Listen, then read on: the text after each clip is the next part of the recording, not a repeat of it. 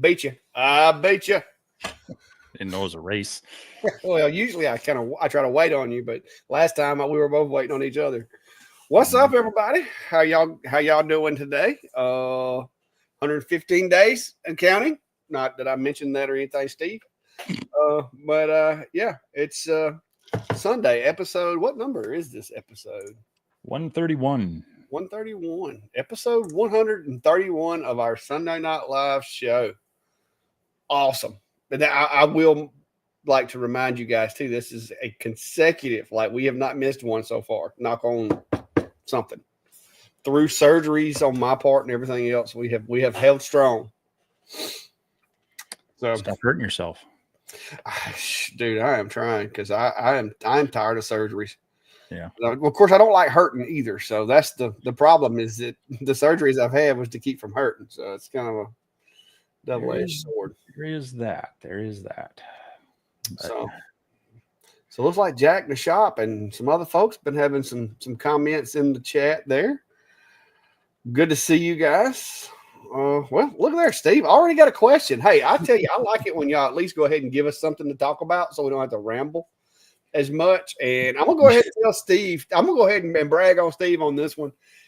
When I heard him and Sean's his real name, right? Yeah.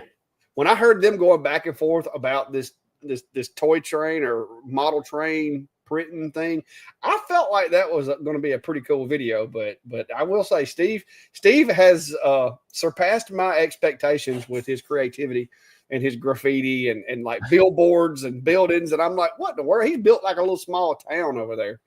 So I think that was a good video. And he did put some time and effort into that one, guys. So if you hadn't seen it, go check it out. It was pretty cool. I was impressed. The only thing is I didn't see any people. It was a ghost town.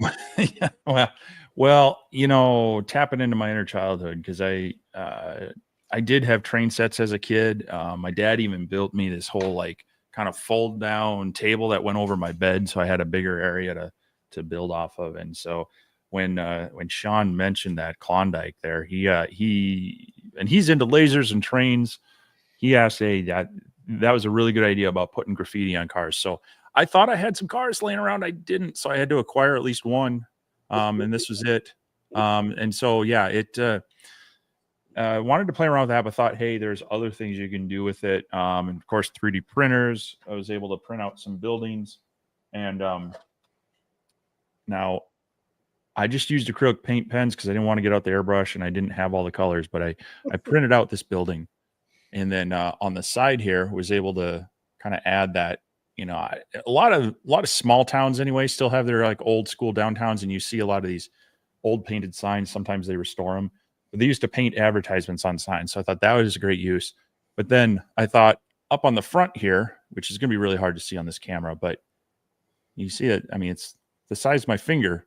That says general store, and I added that with the Eufy printer, and it's just a slight bit off. And they say the camera's good up to 60 millimeters, which is about that much of this. So I just went with it. And it's just slightly off to the side, but it's okay. I mean, and the fact that you can read general store on there and everything, that was pretty cool. So yeah, I put the video out there and I included more in the video of using the software, at least on the front side. I know some people are really curious about the software. They wanted to see how it works. So I included that to kind of show some of the features of it and how it works. But then I kind of fast forward through a few of them. And yeah, the billboards, here's a drink Coca-Cola. And then, this is, again, 3D printed. So I had a lot of fun with that. And it seems to be going over well. People are really enjoying it from both the comments on the video as well as in there's a Eufy launch Facebook group. And a lot of people are really, really liking it there. So I was glad it was received well. And that I could share a different idea. And thanks for Sean Klondike there for the inspiration on that. Hopefully got what he wanted to see out of it as well. So if you have ideas for that, send them my way. If I can test them out, I will. There's a train right now. This was a viewer inspired project. It's always nice to be able to do things that people want to see there. So Yeah.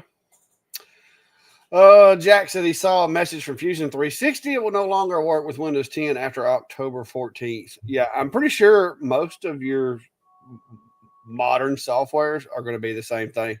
Windows 10 is EOL in October. So all of my machines, I've already got my laptop. It's on Windows 11 because when I bought it, it had a free upgrade. But I'm going to have to upgrade my little computer that runs the CNC as well as the one in the house, and which is not that big of a deal. I'm just going to buy a license for Windows 11 and go ahead and just do the, do Windows automatic update to where you just click, update and it does it for you. That way I don't have to rebuild a computer. But this machine that I'm on here is a Windows 10 machine, and unfortunately, it's an older machine, so the motherboard is not going to play well with Windows 11. So I am going to be building myself a new PC for retirement. Everybody keeps like, well, what are you going to get for your retirement? Well, it appears that I'm going to start sometime probably in the next couple of weeks, at least the next couple of months. And I'm just going to try to figure out in my head what I want in a computer. And I'm going to try to buy it mostly assembled, so I don't have to try to match all the parts together. I just let somebody else do the work for me. But I'm thinking I'm going to get a Dell. Dell has some pretty good sized chassis, not the micros, because I gotta have a big chassis. But Dell actually has some pretty good sized chassis that are available for their gaming or their engineer type machines. And I'm just going to get one of those and add some accessories to it. Like me and Steve have both said before, we have to have added USB slots for all the audio video equipment, as well as the lasers, CNCs, and stuff like that. So I'll be adding that. If it doesn't have an adequate graphics card, I'll be adding a graphics card and stuff like that. So that may be something that I bring into the shop, because a lot of people are always asking us about the computers we use and software and all that. So that may be something that I do over here as well. Yeah. So are Windows 11 compliant already? Not all my computers. I have too many of them. My laptops are, but this one, so you have to have the right CPU, and it has to do with some of the security of Windows 11. There are ways to kind of trick the installer to skip it, but you may have to do firmware updates on existing computers if they're kind of on the edge.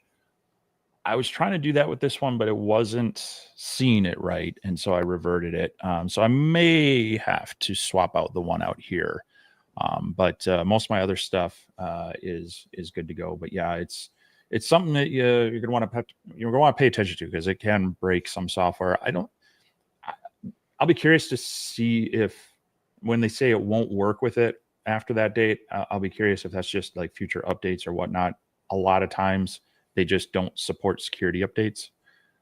It'll still function, but that's kind of software to software. I actually appreciate when companies update due to security. We run into issues at work where some of these companies, they're smaller companies. They kind of created it maybe 10, 15 years ago, and they're still having files dropped into like the root of C, which is a big no-no with computers now. They don't want that to happen. So Windows will require you to have administrative rights to be able to write to that root directory, which then causes us problem managed as an enterprise, where we don't want our users to be administrators to help protect them from inadvertent installation of viruses and such.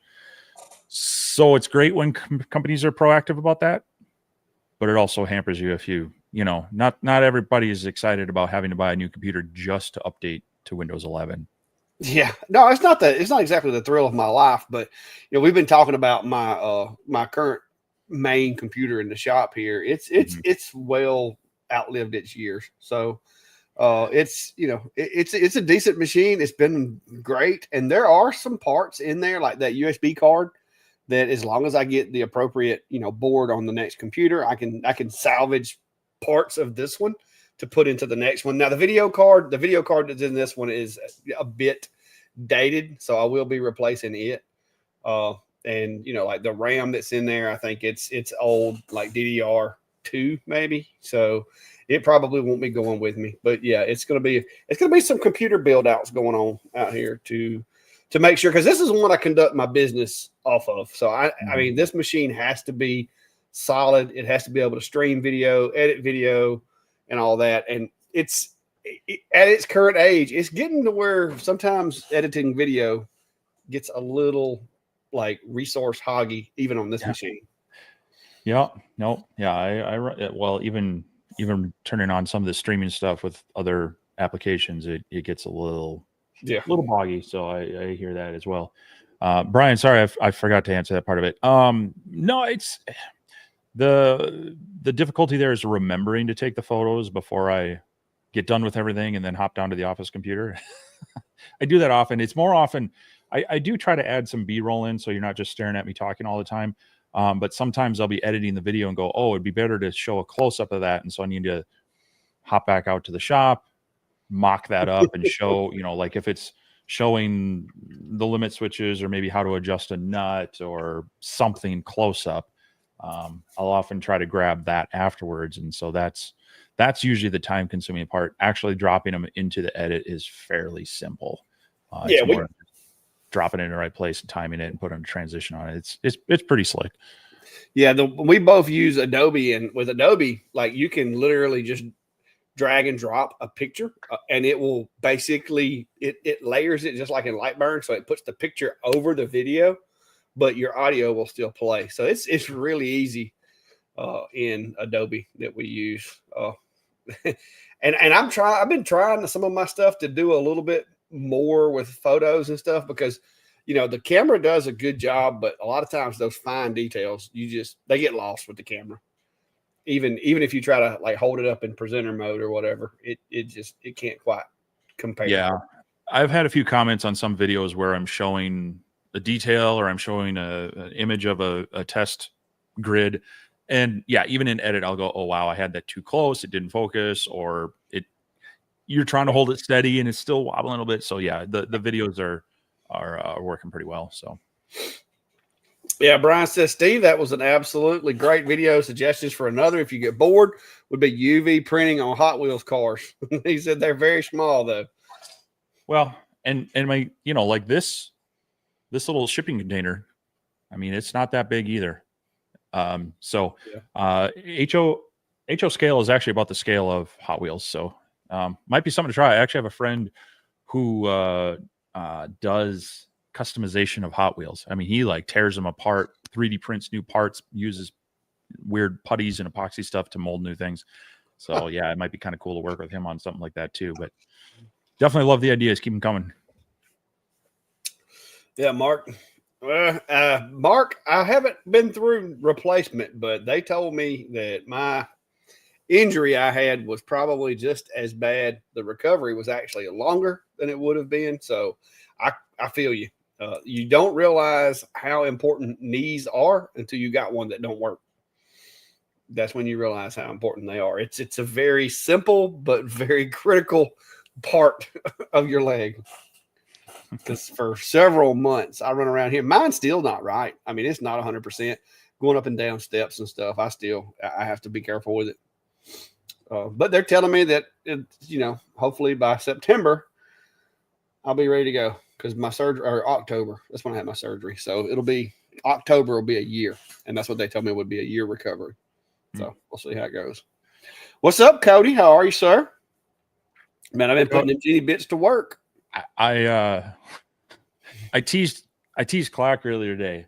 I told him I was about to fire up the Onefinity on a big project. Then a good friend from high school stopped over. But I did process a lot of wood that was going to be, fed into the Onefinity and chewed up by some Jenny bits. But that'll have to wait for tomorrow, I guess. So what you saying is your heart was in the right place, but you just couldn't quite execute. Hey, I had the file all done up in Vectric. The USB drive's still over here. I didn't get that sent to the Onefinity yet, but I was going to run it on a nice piece of elm, and then I thought, let's run it on something else first. Yeah. Robbie, I'm going to be honest with you. I've got a lot of technology and these lasers and machines and stuff in here, but it amazes me the way that thing uses LiDAR. It's got like a little dome, I guess, on the top of it with a LiDAR spinning around in circles. and it mapped out the entire house, and it's very accurate. Like you can see where the legs of tables and chairs and stuff like that are on the map. It is crazy. The one thing that I did learn is if you have a mirror at like its eye level, it thinks it's a door, like because the LiDAR, I guess, is reflecting off of it and back into the room, but it thinks it's a door, and it will be like a bird trying to get in the house. Like it'll just sit there and try to go.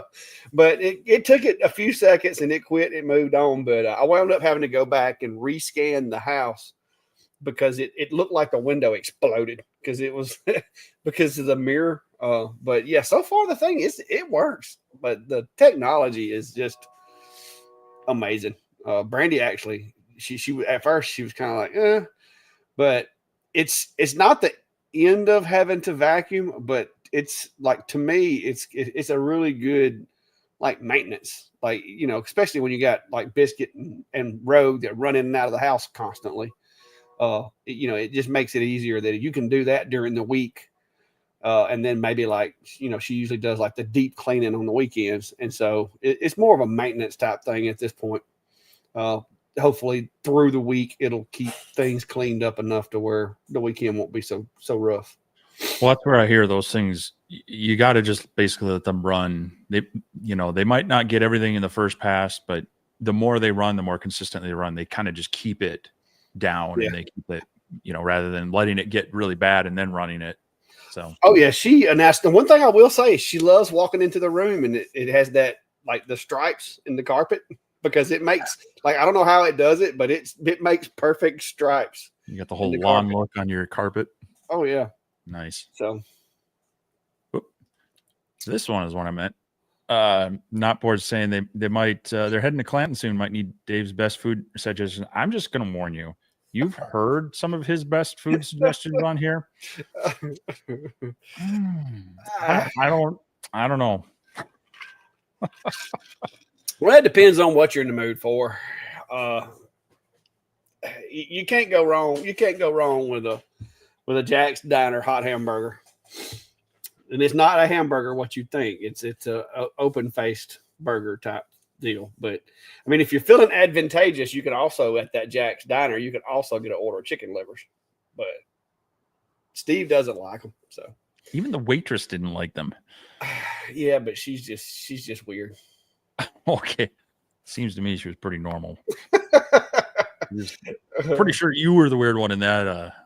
Yeah, sure I was. Let's see. But they do have, you got some good barbecue joints in the area too. The Peach Place is a nice visit for a little more touristy /food thing. Peach Park, yep. Yeah, they've got a good food. I mean, me and you ate there though. I think that was the first time you came down. Yeah, that was the first place we stopped. And then what's that kind of hole in the wall, middle of nowhere place that like you have to get there before they run out of food? Oh, the Flying Peach. Flying Peach. That was really good. Yeah, that's only like a couple of miles from the house too. So yeah, but yeah, you got to get there before like lunch, because like on the weekends they cook so much food, and they sell it till they run out, and then they go home. So you have to get there while it's getting good. And I mean, if you're feeling adventurous, they got a Waffle House. Yeah. Yeah.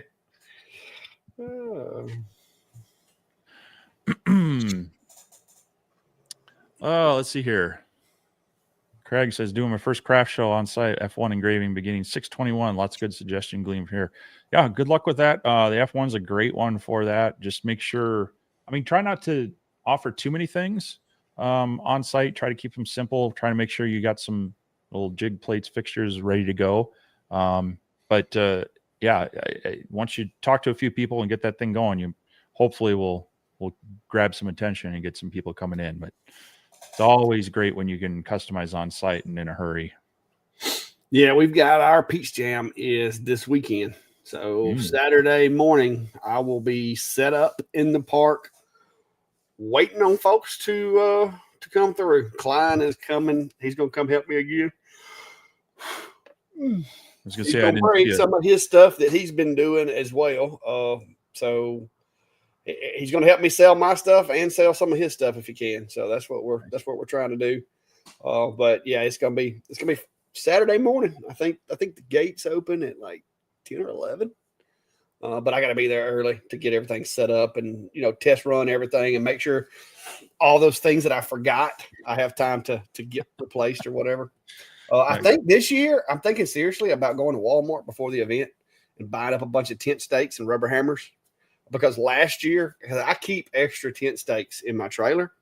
Last year, man, I could have sold those things for a premium because nobody there could find their stakes or their hammer, their mallet. Yeah. And it was a little I'm breezy. I'm thinking I might go buy me like 4 or 5 extra sets of mallets and stakes, because I like to use those big. I don't like the little wire stakes they come with. I use the plastic ones. Yeah, I use the aluminum ones that look like a big nail. Okay, gotcha. Yep.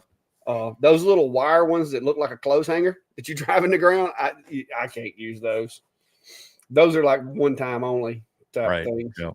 The ones I have a orange, like, it's a surprise, but they have an orange little tip on the top of them. It looks like a big nail about that long. Yeah, I've got some of those, but they have a glow in the dark head. Yeah. For that plastic piece. So yeah, mine don't glow in the dark. That would be kind of cool though. I could probably 3D print some glow in the dark stuff to put over.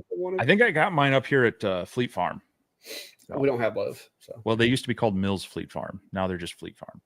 Yeah, we don't have those. That's another one of y'all. Hey, your lady at Tractor Supply knew what I was talking about. She missed. Well, that's because she was from Minnesota or Michigan or Wisconsin or somewhere. Yeah, she's from Minnesota. It's a Minnesota company. Yeah, they call it the Man's Mall. Yeah, what's up? There's Cody again. But yeah, this weekend's projects, man. I've been busy, and I talked to the guy that he come by this morning and picked up all those blanks that I did, that last minute order. And come to find out, that company, like, they will not use in that place. They will not use a plastic sign of any kind. Like, they want everything either on wood or metal, but it's just there's no plastic. And he said and what I did is I went on, I Googled the business. It's like a marina, like a private yacht club marina looking thing. And you could tell they were kind of leaning into Instagram. And so that's why I made that little plaque that had the QR code to link to their Instagram, because you could see where they had been trying to push their Instagram. So I'm like, if I make this, more than likely they're going to keep it and it's going to be a reminder. But he said that that actually is probably going to turn into more work for me. So I was nice. Good deal for that, because I'm going to be needing it here in a few months. Yep. Mark says he's been working on 2-sided carving process. I think I've got it down to usable process now. Stock measurement is critical for corner jig approach, as is having that corner jig dead on. Yeah. Either really having your measurements right with a stable corner jig, or you got to have like the pegs that you can basically drop in, flip over, and know that they are keyed off of that same spot. So corner jigs are nice. I have some cut that I use on mine quite a bit for even just regular placement of stuff. But yeah, if you can get that locked down and reference that consistently, it helps a lot. Because if you're just a 16th off, it's really going to show at that seam. Yeah, last time I did one, what I have found that I like doing is taking a piece of plywood and putting it on the bed of my machine, and I do the reference pin holes, but I actually drill them into the piece of material that's stuck to the bed of my machine and put wood dowels in them. That way, once I'm through, it's not like permanently in the MDF on my bed of my machine. I just pop that piece up and throw it to the side, and I can reuse that thing. It'll just have like random holes all in it. But yeah, that's the technique I used last time. Cody says you need to tram your vacuum if you're seeing lines. Yeah, I don't think that's it. It does it when she does it. When she vacuums, like with the manual one, it makes the tracks too. But now they're consistent. So. Oh. And Dwayne says he wants to sand the background. Too many scratches in the wood. Oh. Yeah, I was trying to find something cool to put, for the background, because I try to mix it up, and I was like, okay, I've been doing lots of lights and stuff lately, so I was like, I'll go with some wood. Alan says, I just purchased an Asus gaming laptop to get the graphics capability. It has 4 USB external monitor, which makes it a nice setup. Yeah, I've got mine's an Asus. Yeah, I think mine's an Asus gaming laptop that I use. I don't use it in the shop, but I use it like when I'm on the road or editing, or if I go live and I need to be portable. That's what I use. It's got a graphics card in it. It's not like the top of the line, but it does a good job. Good evening, Barb, up there in rainy north central Minnesota. I'm glad you guys are getting rain up there. You really need it. It's been dry down here, but nice and cool. I've got the door open, and it's nice, and it's nice for mid-June, early June, I guess. I'm sure I'll pay for it in a couple weeks. Oh yeah, it's coming. It got up to 78, 79 in here today. I was like sweating. Empire Laser Creation says morning from Sydney. They're over there closer to Chris. I'm assuming Sydney's probably not exactly right next to the Perth, but I'm sure it's closer than we are. It's all relative, huh? Yeah. Wayne's got a question about a pen jig. Do you ask if they are left or right-handed? I noticed it makes a difference when they read on the pen when writing. Yeah, I mean, you could ask them if they have a preference. In some cases, they just like it opposite the little stem if it has one. Then it depends on your design. It may or may not matter, but yeah, some of them the clip actually will turn too. Yeah. So, but I don't know. I give them a proof, usually a mock-up. Say, does this look right? But I guess I don't really think too much about the right or left-handed bit. But if it's a specialty pen, like a one-off, then yeah, if it's bulk, they're probably just going to put it on there one way or another and people can deal with it. But not a bad thing. I mean, it can't hurt to ask, but if they tell you, well, let's do 50-50, then it adds a little work to you. Yep.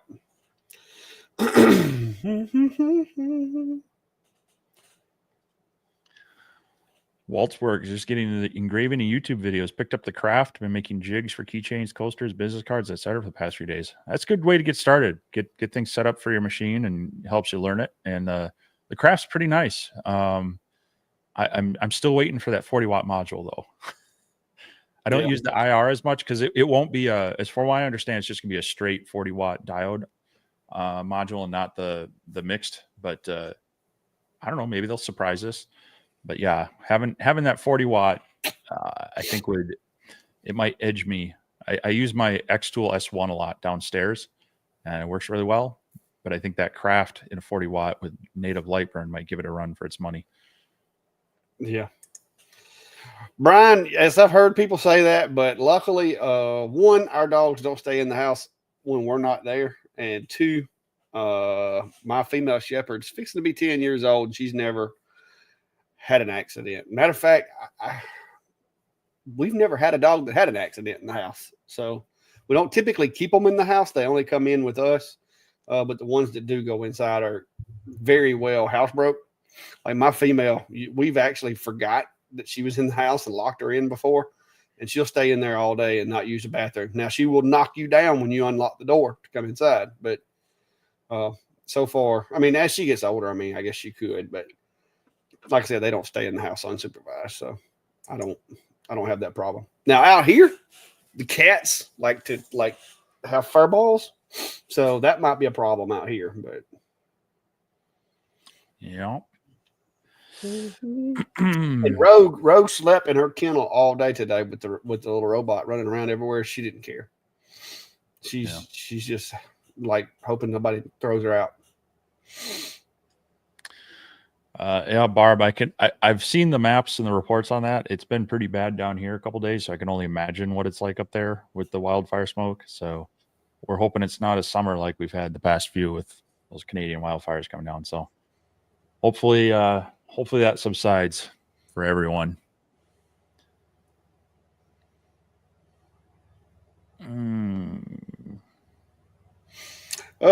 Not bored. I don't know if the Jack's that I'm talking about is Jack's Diner. It's not the fast food Jack's. We have those too. But yeah. Barbecue or pizza is what they're looking for, it sounds like. Barbecue. There's several barbecue places. Really? Down south? Yeah.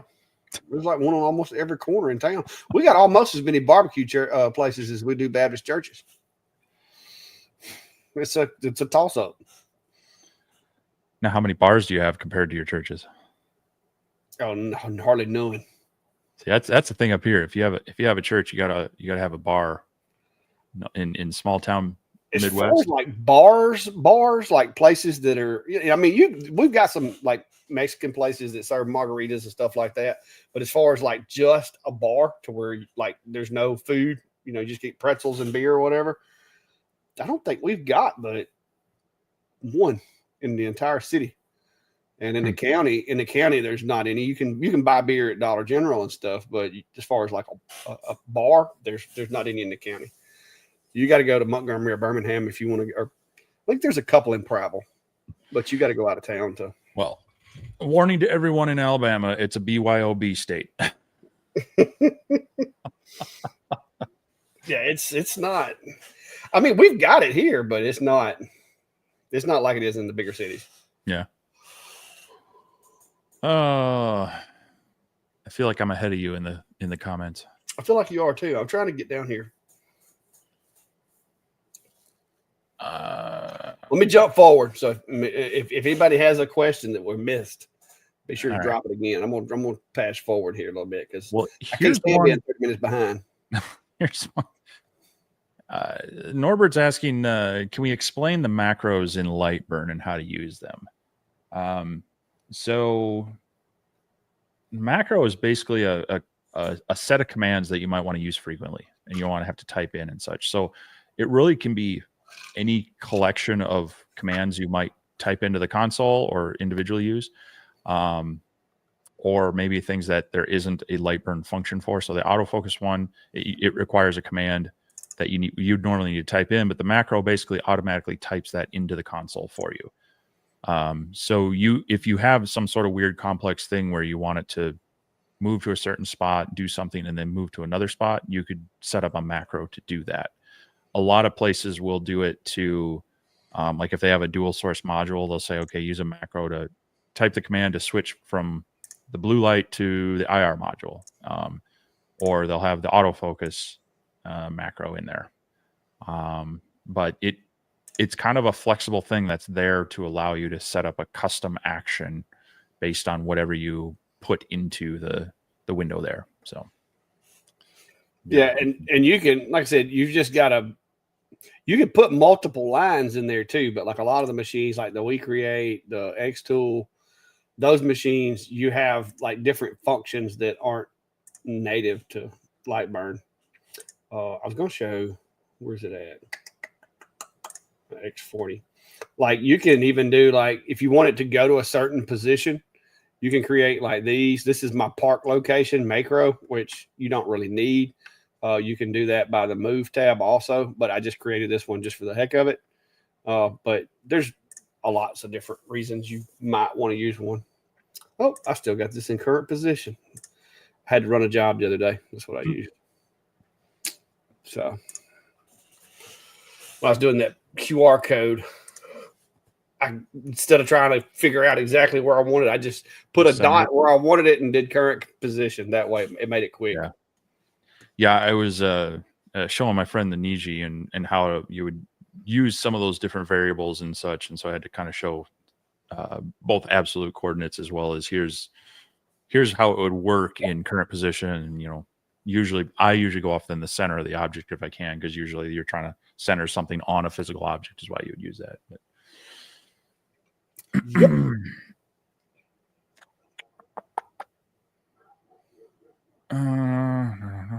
Yeah, there is Santa that y'all using them little ice huts up there for drinking instead of fishing. That's what they do is they cut the hole in the floor and they hang their beer down in the water to keep it cold. You can do well. That's what the second hole's for. Yep. But I was actually originally born up near Mille Lacs Lake, and I thought you was going to say in one of them fishing houses. No, in a fishing house, in a hospital actually. But you end up setting up these whole towns, and a lot of the local bars along cities will sometimes offer special delivery of beverages and pizzas and such to them. So, yeah, it's more of a social thing. I mean, that's the thing with fishing for me.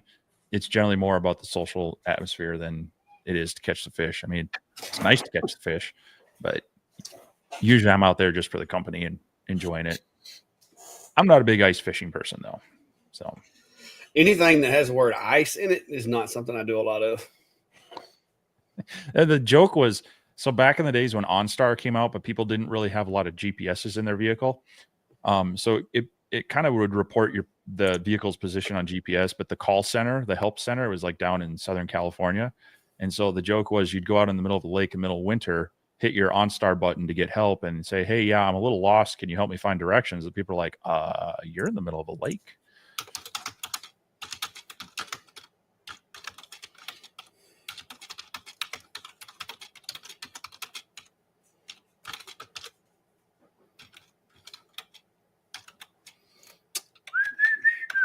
This is a interesting one. Waltzwork says, I've been creating all my cut library with a 2mm offset. Is there a way in LightBurn to offset the machine versus every cut?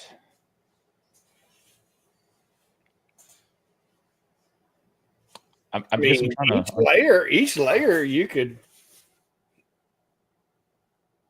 but if it's in the material library, it's just going to import that offset. So, I mean, there's probably a way in the controller or something you could do it, but I don't know.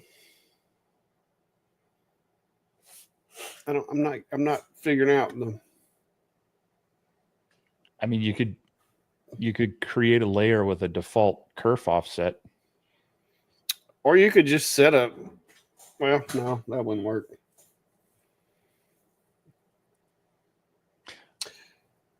Yeah, I don't know. I mean, you got me on that one. I'm kind of confused about. So I've been creating all my cut library with a 2mm offset. Is there a way in LightBurn to offset the machine versus every cut? Not that I'm aware of. So, let's see here. Oh, so the original part was. This is a two-parter.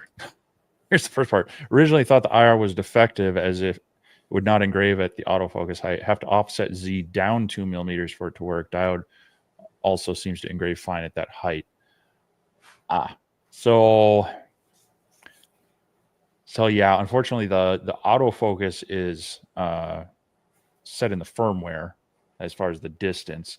What machine is this? This I think he said that he's got the Craft, the item stack Craft. So it's got that powered Z and the autofocus probe.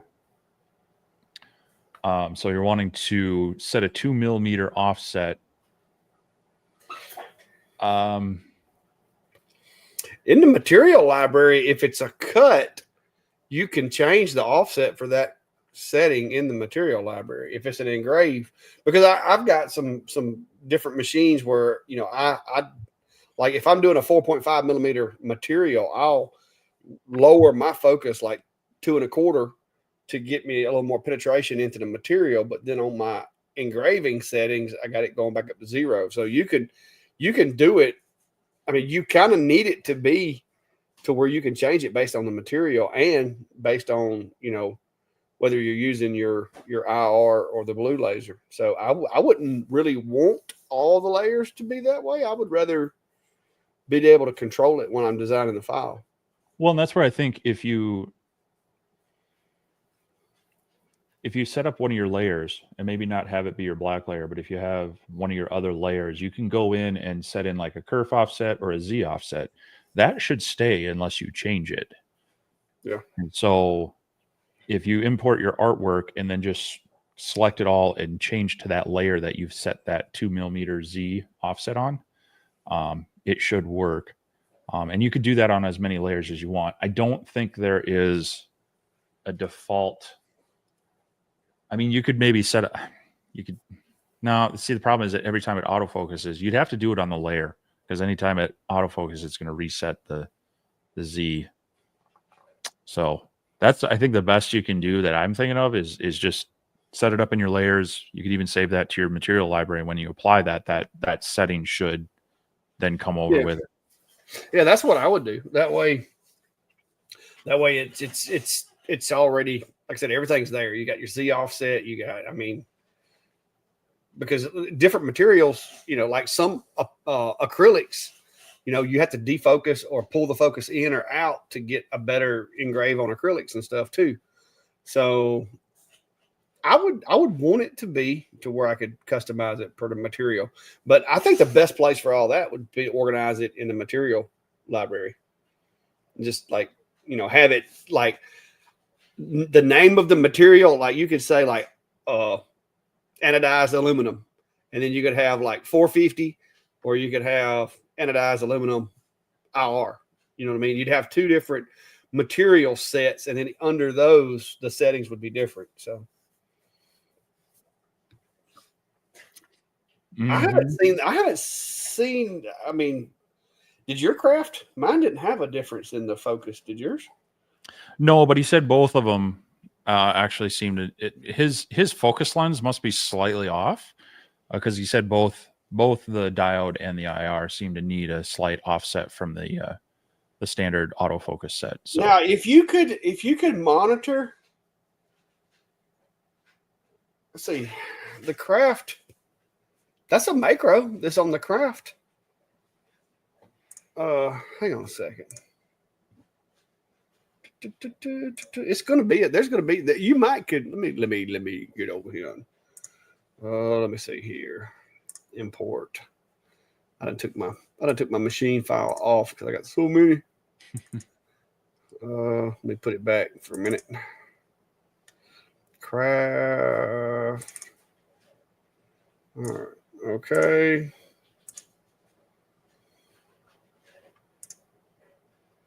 Now it's the ESP500 command, so it's not doing it. Now you could set a macro and just have it to where, like, every time, like, you could just hit that macro and it would drop the Z to 2 millimeters after you autofocused it. You could even probably put that in, like, in the special commands.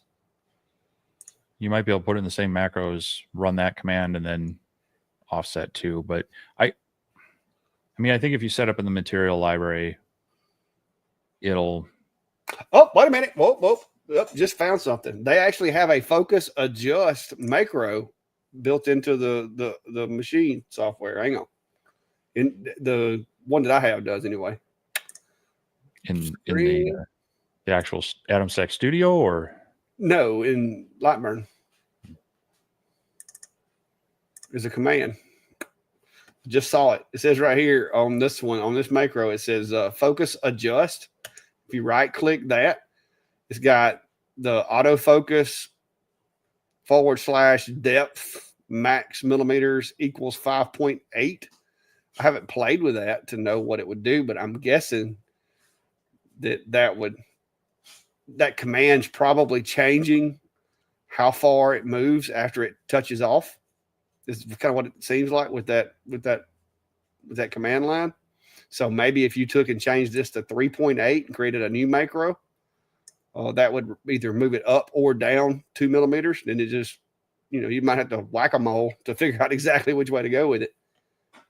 But yeah, that's that macro is in here because it's got dual beam, IR laser, blue laser. There's your autofocus, which is just the ESP command. But right here it says focus adjust.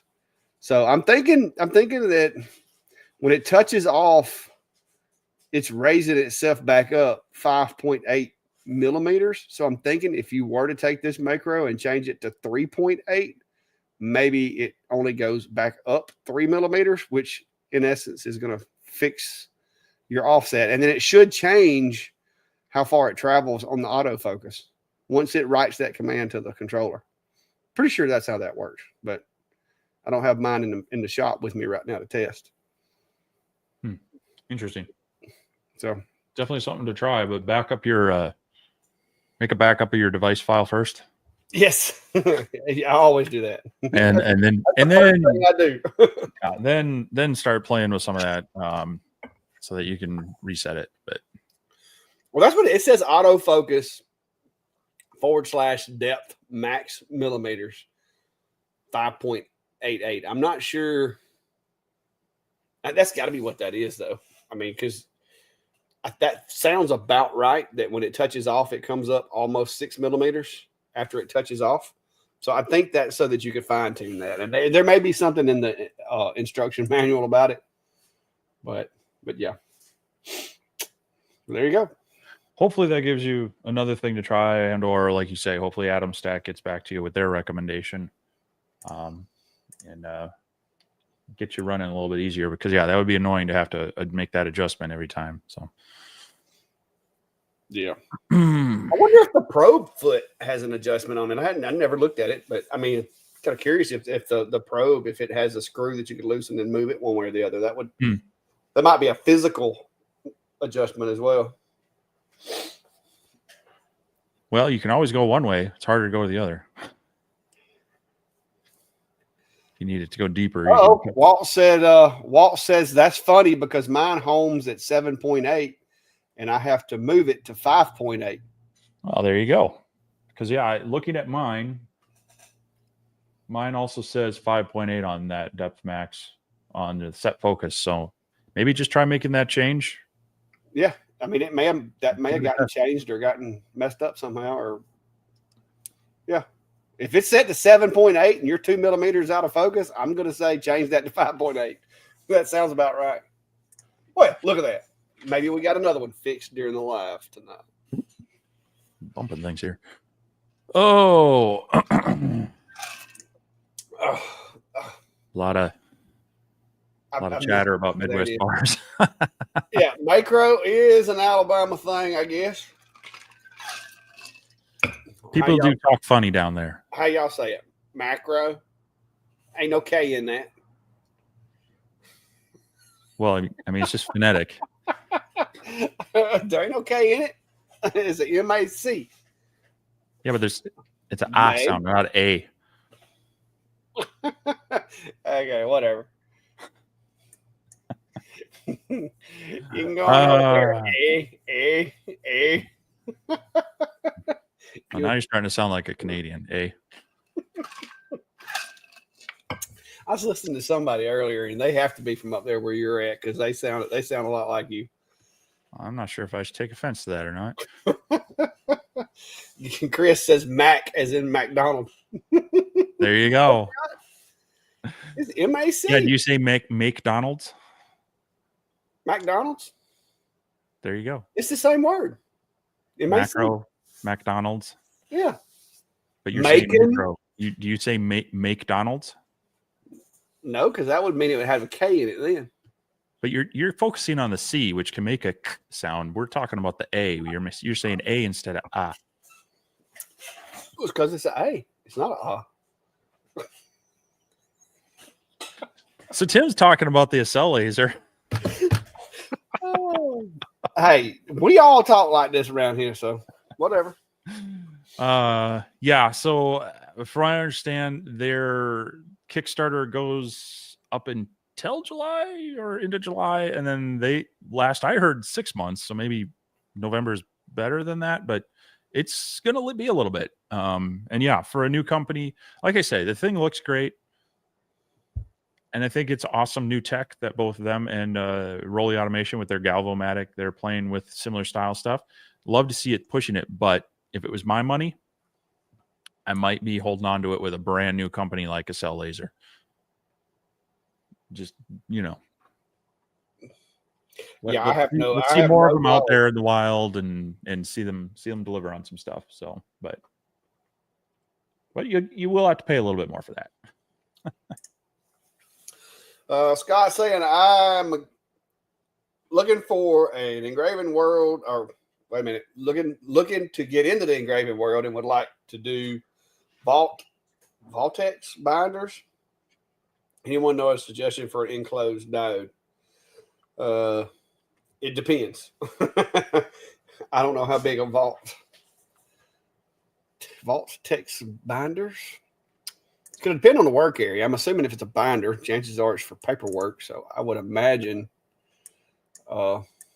most of the enclosed diodes that we play around with would work. Right now, I would say as far as enclosed machines goes, if you want to buy one that's already enclosed, wait a minute, those are plastic. Are you sure, Galvo? Are you sure a blue diode is going to work for you? Well, I'd want to know what kind of plastic they are. Yeah, say I just noticed that these are plastic. I'm not sure they're laser safe either. It also depends on their size because they have some large ones there. Yeah. It says acid-free non-PVC material, so that's good. Yeah. I mean, it's promising. But it looks like some of these are. I'm trying to get a size on them. Dimensions: 350 millimeters by 330 for their 12-up one. So that you would want something larger, like the the Adamstack Craft or the ASMR P3. Mm-hmm. One of those. It's going to need to be one of more of the square because, like the S1s.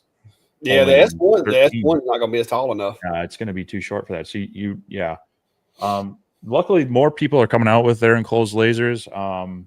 Based off of that, I mean, you might want to look at the Adamstack Craft because you could play around with the blue diode, but you could also play around with the IR module on that because you may find, especially in some colors and certain plastics, that the IR is going to do better at leaving a nice contrasted engraving. Now, if you're looking for depth, the IR, the 1.2 is probably not going to do it, but it'll a lot of times you're just kind of trying to do a more of a color change marking.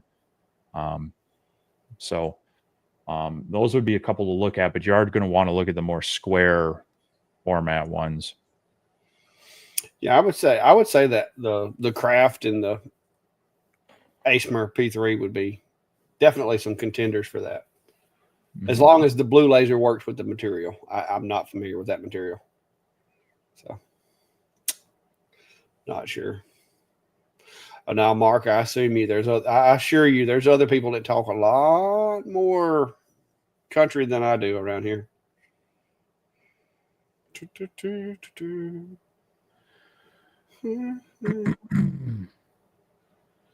Chris says he creates his own hotkeys rather than macros, so you don't have to go to the console tab. And that's not a bad way to go. You can set those up in Windows, or you can get apps that go on your phone that connect with your computer, or actual push button macro type things like we use with our Stream Decks. You can create hotkeys for any application. And that my wife actually has one for all of her Photoshop editing things. So it's fixed to say my Stream Decks. I got a LightBurn.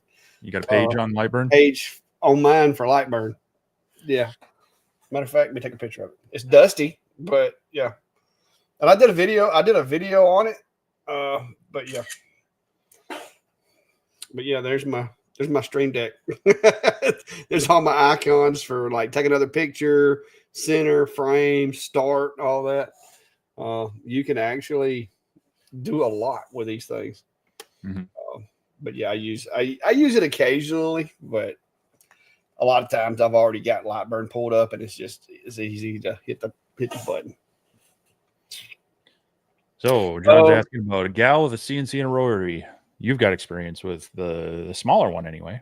Yeah, I've used my Genmitsu one. It's fun. It's a different animal as far as laying the file out and how you have to create it, and you got to use a different post processor. But it is fun stuff. I want to get me a big rotary for a machine.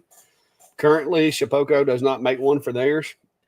I could probably engineer something and make it work, but seeing as this the only 4 foot by 4 foot CNC I got in the shop, I don't want to take a chance on messing something up and it not being available for jobs. So for now, I'm just going to play with the small ones and do that later. So. Yeah. I haven't done much with that. I have a friend who has played around with it, and I need to get over to his house, check it out. I just haven't come into the need for it just yet. I mean, there's all sorts of fun ideas, but my honeydew and personal do list are pretty deep already. E Platypus Unum, fun name there. Really eyeing that UV printer, but with the printer needing to bleed ink and how sporadic I have time to devote to any one project makes me hesitate. Well, I mean, in that sense, I understand it. You know, it's frustrating to have it do the the maintenance side, but the good side of that is that if you're using it sporadic and you forget about it, it's going to take care of itself. And once it sits for 24 hours and goes into its full maintenance cycle, and there are ways to adjust that to some degree. They kind of have they have power, like similar like your computer has power plans. They have kind of like usage plans of, are you using it like high constant commercial and it might need a little more cleaning, but not so much of the deep clean rinsing, versus are you a casual occasional user? They have things that you can set in that, and the engineers are also looking at how they can maybe give you a little more control over that. But the nice thing is it's going to do that maintenance cycle and purge those lines, and then it basically just sits with it. It drains the ink, puts the kind of the wet fluid into it so that the print head itself doesn't clog up, and all it does then is stir the ink in the other reservoirs, just so they don't kind of get separated and such.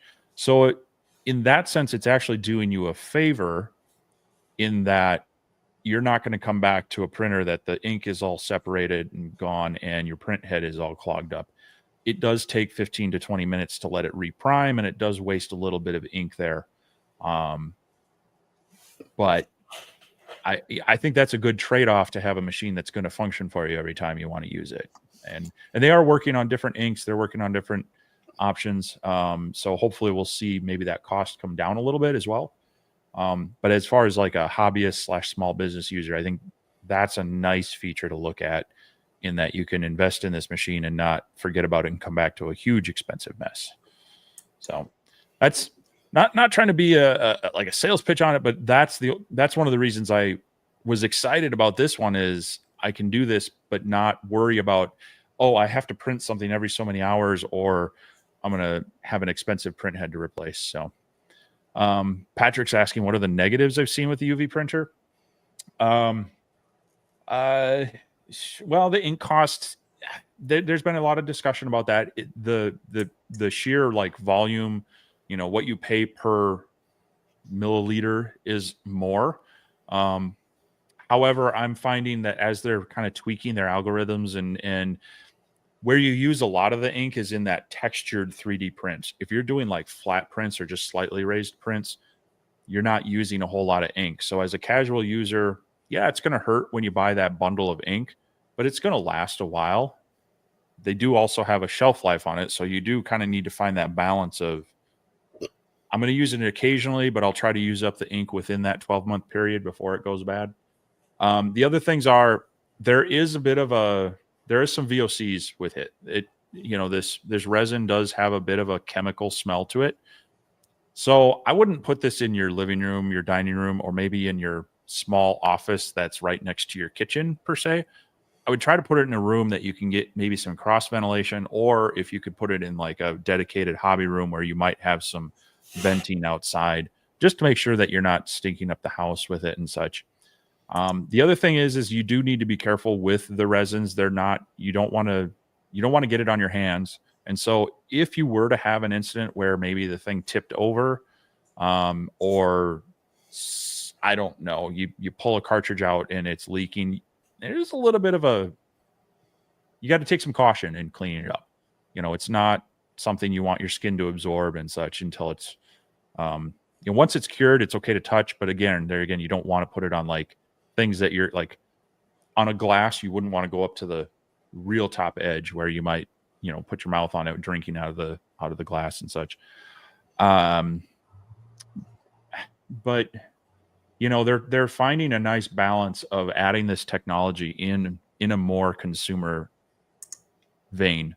You're gonna have some kind of downfalls to that, maybe in the overall cost of the ink and such, but they're trying to make up for it in ease of use and lack of maintenance is what I'm seeing. So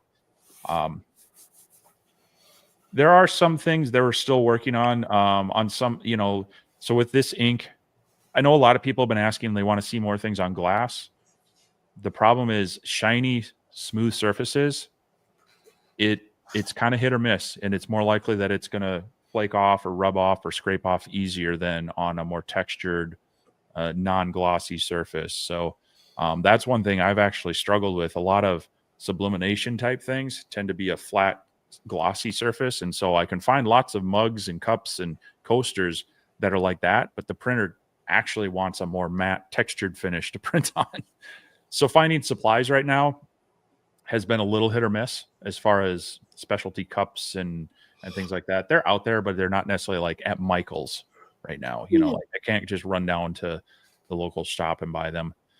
But yeah, I don't know. I'm still enjoying using it. And you know, the train thing that I did this past week, very cool application. I'm still looking at other kind of unique ways to do that. And I think that's where this is really going to benefit people, is finding your little niche of things you can do for people in your area, or broader. Like, you know, everybody's going to be doing coasters and mugs and light boxes and things like that. And that's great because you'll be able to offer that. But, you know, being able to find that thing that's maybe a little more unique and not going to be flooding the market is where this is going to kind of open things up, I think. So yeah, I don't know. I'll try to continue to use it, and if I come up with things, we'll bring it up here on live streams, or you know, I'm hoping to do some more videos with it as I come up with some cool ideas. But so keep asking the questions and keep bringing on. That'll help me come up with ways to test out and answer those. Yeah. Sorry, I forgot to put a little clock timer up here. I probably talked a little too much there. Now I was trying to keep the comments cleaned up. Oh, yeah. Mark's asking, what's been your best seller for Father's Day?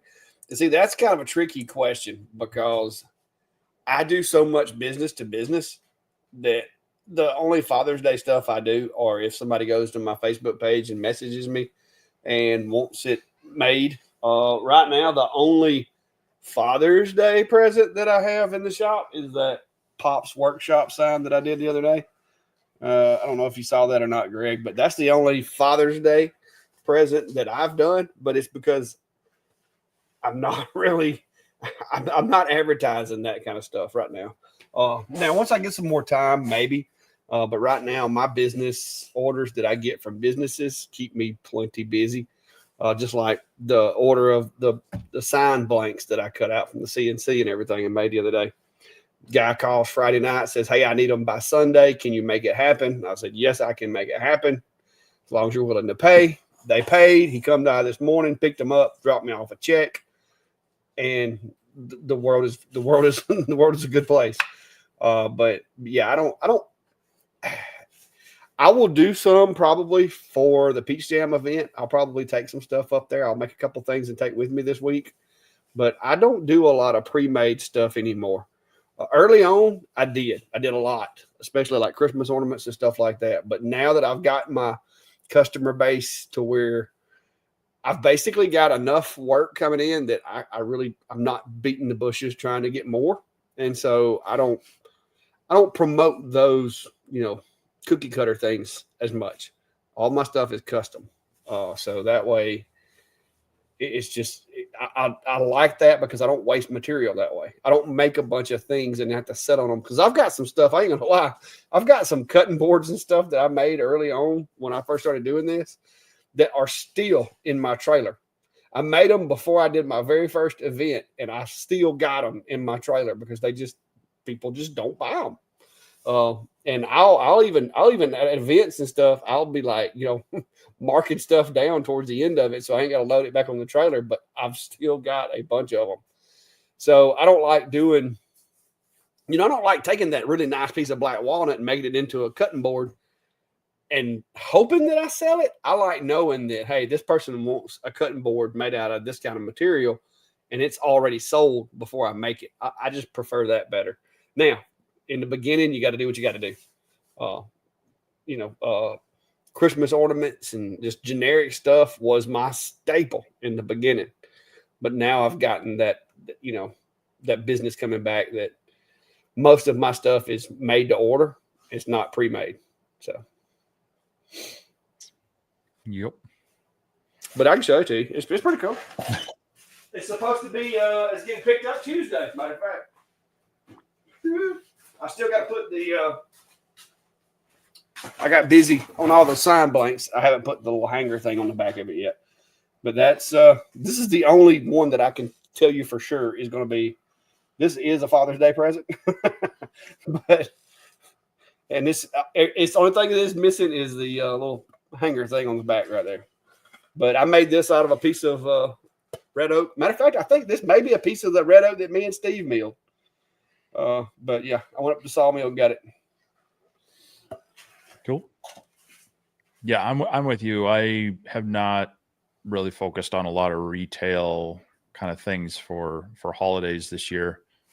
Just between other things going on and working with some businesses, I haven't done a lot of that. But a lot of it has, like you say, it's kind of once you get people knowing what you can do, it's more of customizing things. So, a lot of people I've done in the past, you can get some custom Swiss Army knives that actually have like walnut sheaths on them instead of the red plastic.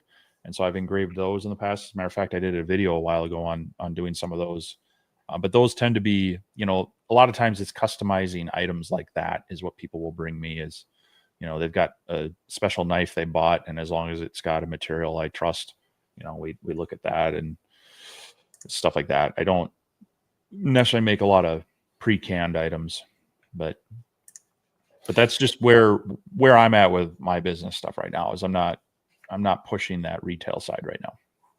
Yeah. Now I will say this, my party planner has been staying pretty busy. I've been doing some retirement stuff. I've been doing some, birthdays, stuff like that, like the big names and stuff that I do.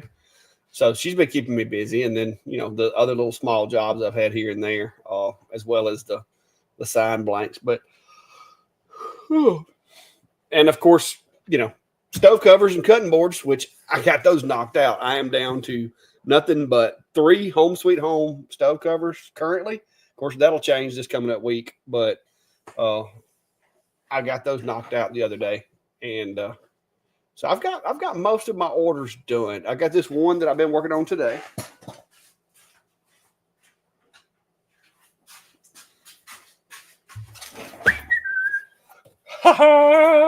Custom DIY frame.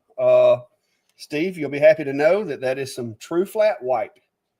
And did the image on it using the X tool. Made the frame out of some scraps that I had left over from doing the sign blanks. So I've got no material cost in this really.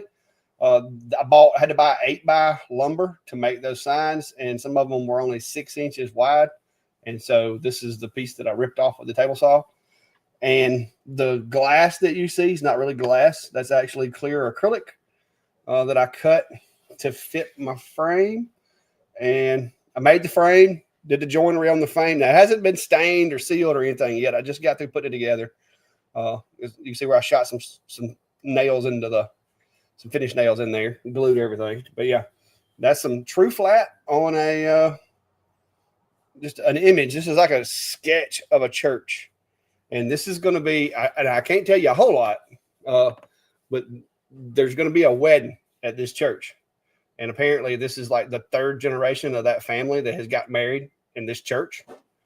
And so this frame is going to get some customization also that is specific to the wedding that is happening at this church. So, and also on the back here, this is true flat material. So I can also engrave on the back if I wanted to put, like maybe a Bible verse or something like that back there. So this is going to be fully customizable. So yeah, but there you go. I was working on the video of this earlier because I can't do all of it in one video because like the doing the photo was pretty easy. I did it in XCS on the P2, but I'm trying to abbreviate the video so it's not going to be like 2 hours long.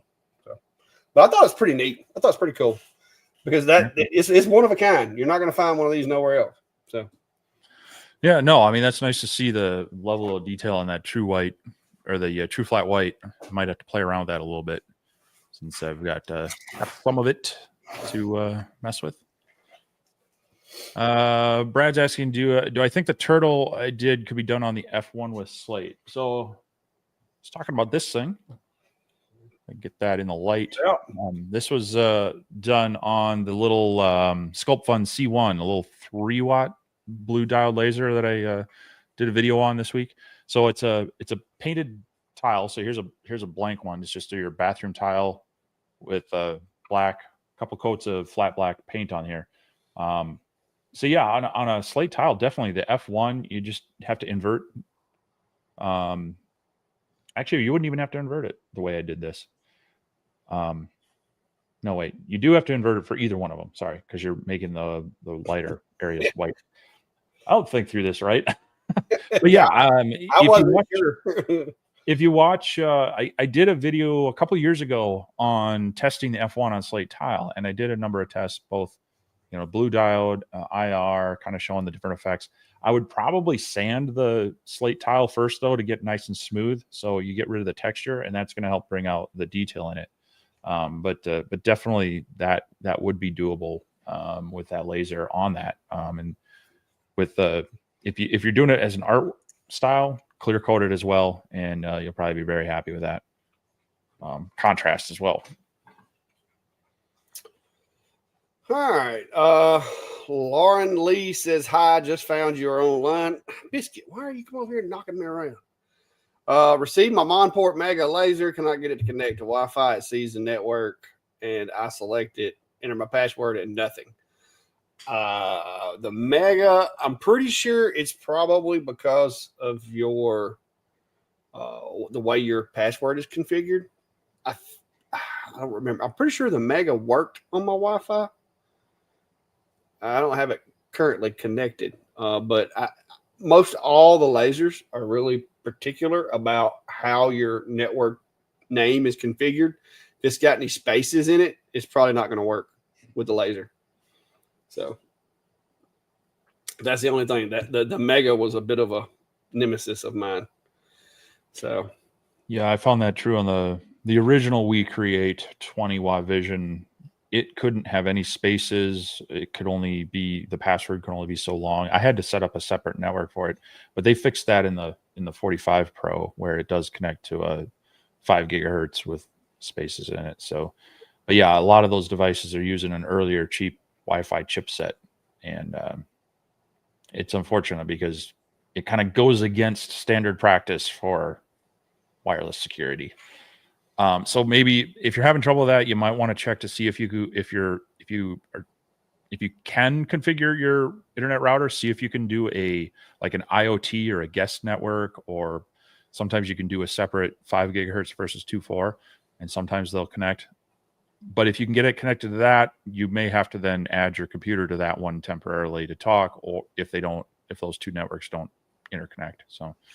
Oh yeah, that's probably. I didn't think about. I forgot about that too. I don't think it connects to a 5 gigahertz network. I think it's only 2.4. Most of your modern routers now will default to 5.5 gigahertz unless the signal strength is really, really low, and it'll switch to 2.4, and that can be problematic with a lot of these machines. But like Steve said, a lot of times your router will have an IoT network built into it, which is typically going to be like a 2.4 gigahertz network. So you may want to go into your router and enable the IoT, like Steve was saying, because that's one of the things too, is a lot of times it'll see the network because it sees the broadcast network name and everything. But when you try to connect to it, it's trying to connect to the 2.4, not the 5 gigahertz.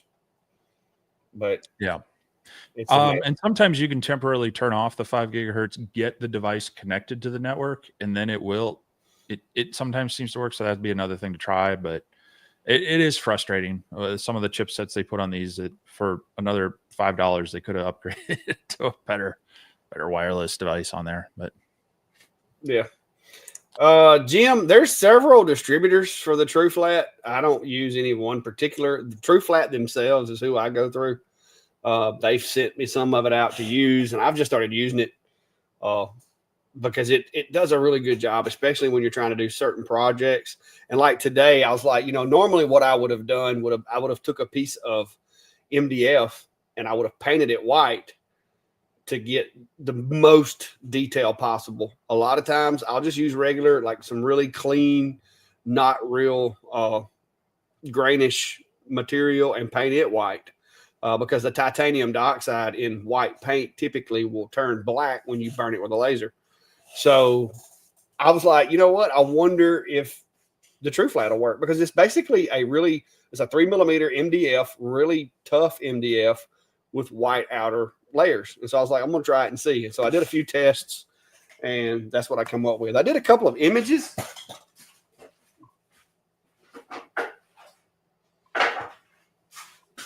So she sent me like 3 different pictures of the church, and this one did pretty good, and this is actually a photo, but I just didn't like the look of it. It looked a little dark and dreary, like something out of a horror movie or something. So I was like, the artistic part of me doesn't like the look of this, but I was like, you know what? But I'm going to try it because it is a photo. Maybe it'll look better if I blow it up bigger. So I blew it up bigger, and it looked like something from, Sleepy Hollow. So I was like, that's not what I want it to look like.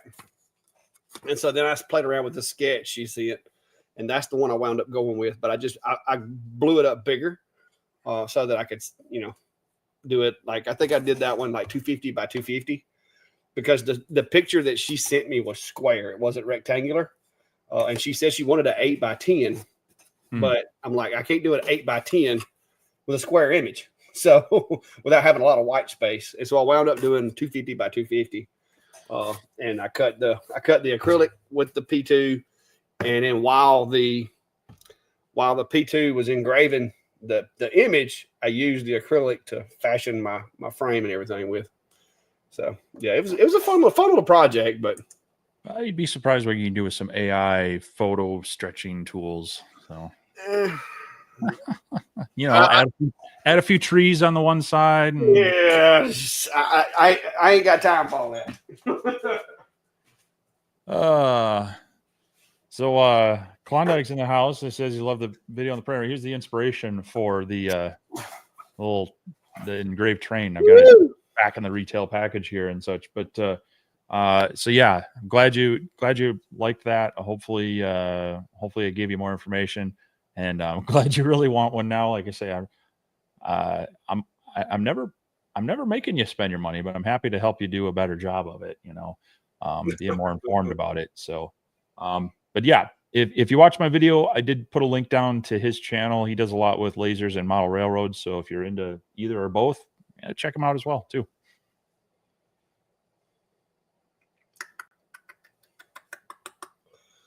See you, Scott. Lawrence said no special characters are in the SSID or passport. So it's probably going to be the 5 gigahertz network. Like I said, I don't recall the exact, which my network never really gives me any trouble, but I've got a 2.4 gigahertz network out here in the shop for the machine. So, yeah.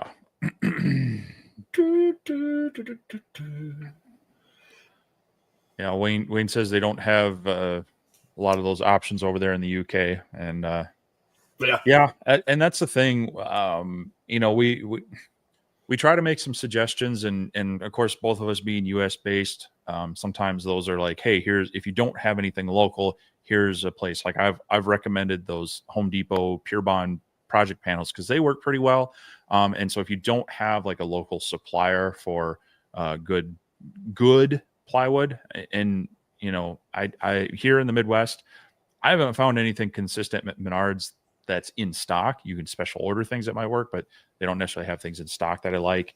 Even the local Home Depot, it's a little hit or miss, and unfortunately Lowe's is like an hour away. So it's nice to be able to say, hey, these are things that you can ship in. And we always recommend find a local source, go away from the big box stores, try to find the specialty like lumber dealers or cabinet supply places. They often have more selection of plywoods that are going to be more in our realm of woodworking and laser engraving, CNC routing and such. But yeah, it's tough in a global economy, global format like this. Sometimes we're suggesting things that are just unavailable to people in overseas and such. So I feel for you. Yeah, Chris is saying it took him 2 weeks to find an equivalent in Australia. So yeah, it's like I said, there's probably a company that makes a similar product. Like I said, it's a matter of finding it. And Juro Grady says KJP hardwoods for True Flat in Canada. And you can go to their website and look. They may even have a distributor somewhere in Europe. The company itself is actually a Canadian company. But they reached out to me about a year or so ago. It was like, hey, have you ever tried our stuff? And I'm like, well, no, I don't guess I have. And so they sent me out some to try. And, you know, I'm always like, okay, whatever. Yeah, send it and I'll try it. But then I got it and I'm like, okay, this is actually pretty good. It works. It has a, you know, I don't use it on every project because I use a lot of just like regular plywood. But there are times where it's a big time saver. And like especially if you're doing something that needs to be painted or, you know, just something thin, especially like Christmas ornaments, I'm going to be able to make some pretty nice Christmas ornaments with this stuff and not have to do all of the cleaning and sanding and everything that I've had to do in the past. Yeah. And speaking of material, so this is some of that Great Carves synthetic leather. It's fabric backed. Now they have come out with a style that also has like a 3M adhesive on it. I'll be right back. I gotta go grab my Tums. This is thinner than like your Lone Star stuff or the typical leatherette that I've found from other places, which can be an issue, but it also opens up some opportunity. So like this, I was able to cut with that little 3-watt laser. And I think the original one over here, I cut with the IR module on the Atom Stack mini laser as well. So yeah, and this unfortunately you can't find anywhere other than direct from them. So, but it is nice being able to play around with different materials and have different options, and hopefully they're available worldwide. But we try to suggest things that are as widely available as possible, and or recommendations on where to source them or similarities. But yeah, the True Flat stuff is basically a really nice laser-friendly MDF core with thin veneers. And I've found similar wood at other places, but it's that MDF core that needs to be the right laser-friendly material. Otherwise, you know, it's like trying to cut through granite with a plastic knife. So, Waltzworks asking, when you guys first started, do you have any luck with Etsy Marketplace or other online sales places, or were craft events the best way to get your product in front of people? Craft events are fairly targeted, so they're definitely better, but you know, you have to have the personality to do that. And you know, the capability of, you know, there's things that come with that. You generally have to have your own tables. You probably want to have tablecloths, things to set up. Whereas online, you can kind of mock up a simple, small, take a really good photo, and it's going to get it out there. So while they're good, they do come with some headaches. I have had, I would say Etsy, no. Etsy, it's hard unless you have a real niche product and you have other ways of marketing it. We've had luck with Etsy, especially with our online files, but we have our channels here to help promote that. If I was just selling coasters or name plaques, I've sold a few on there when I first got started, but it's tough. What I have had luck with is getting into more local groups. You know, there's the general Facebook marketplace, but if you have, like, we have a lot of local buy sell groups. We even have like a local handmade for sale group on Facebook, and things like that, or even neighborhood groups where, you know, depending on the group rules and such, whether they allow that or not. Those I've actually had some decent luck selling more locally to people. But then you got to coordinate the meetups and such. So I would say, yes, craft fairs, it's more targeted. People are going there to buy these types of things anyway. Marketplace, if you spend a little bit of time trying to target those in the more local groups, you'd have some luck. But just dropping things on Etsy, you're going to have to still do some other marketing outside of there to really make that take off. In any of those veins, once you kind of establish a customer base, it all tends to get easier. But yeah, getting it started, it's a lot of trial and error. I mean, it's like fishing. You're trying to find that sweet spot, and once you do, things kind of get dialed in. But it can be very frustrating until you figure out what's the item, what's the venue, what's the price. Yeah, one thing, if I was given any advice when I first started, like, I would load everything that I had for its events into the back seat at the back of my pickup truck, and I had an open air single axle trailer that I hauled my lawnmower and stuff on. And I would put stuff on that and I would carry it to events. Of course, the first 2 events I went to, it rained. So all my stuff that I didn't have in the cab of my truck and in the camper shell of my truck got wet. So, you know, I was grinding doing events. I would do every time, if I heard of an event, I would go do it. But the reason was, it wasn't necessarily to make the sales as much as it was to get my name out there, because making those sales, I mean, if you make $500, $600 that day, and you just started doing events, you're going to be tickled to death. Yep. But that's not the important part. The important part is you want to make an impression. You want to get customers. You want to hand out cards. You want to have QR codes from the scan. You want to have them like, follow, and subscribe on Facebook, because to me, Facebook is where I do a lot of my marketing. And all I do is when I make something, I take a picture of it and put it on my Facebook page. Well, people will see that and they're like, oh man, that's cool. And they'll like it, or they'll share it, or, and over time, that's going to kind of spread the word of what you do. And eventually you get let's see, it's been three, almost 4 years now since I first started doing woodworking stuff and sharing my photos, to the point to where work finds me now. I don't have to go hunting for it every weekend. It finds me. And so that's where you want to get. You want to get to where, you can go to these events and have fun and make stuff and not be as concerned with trying to get your name out there, because getting your name out is definitely, marketing is, it doesn't matter how great of a business you have. If nobody knows you have it, yeah, you're not going to sell anything. It doesn't matter what kind of great products you make. If nobody sees them, nobody else is going to buy them. So marketing is key. And like Steve said, yeah, Etsy works. And I see lots of people, making videos talking about, selling physical products on Etsy and how much money they make and all that. And I mean, I'm not saying that it doesn't happen, but I also know people that make millions of dollars playing football.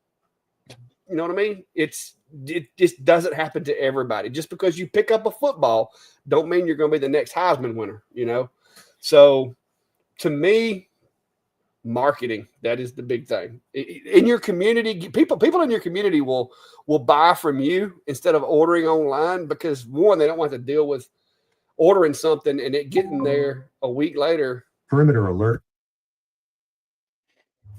It getting there a week later and not being correct. What is it, biscuit? What's your biscuit? My daughter, I think, is on her way home.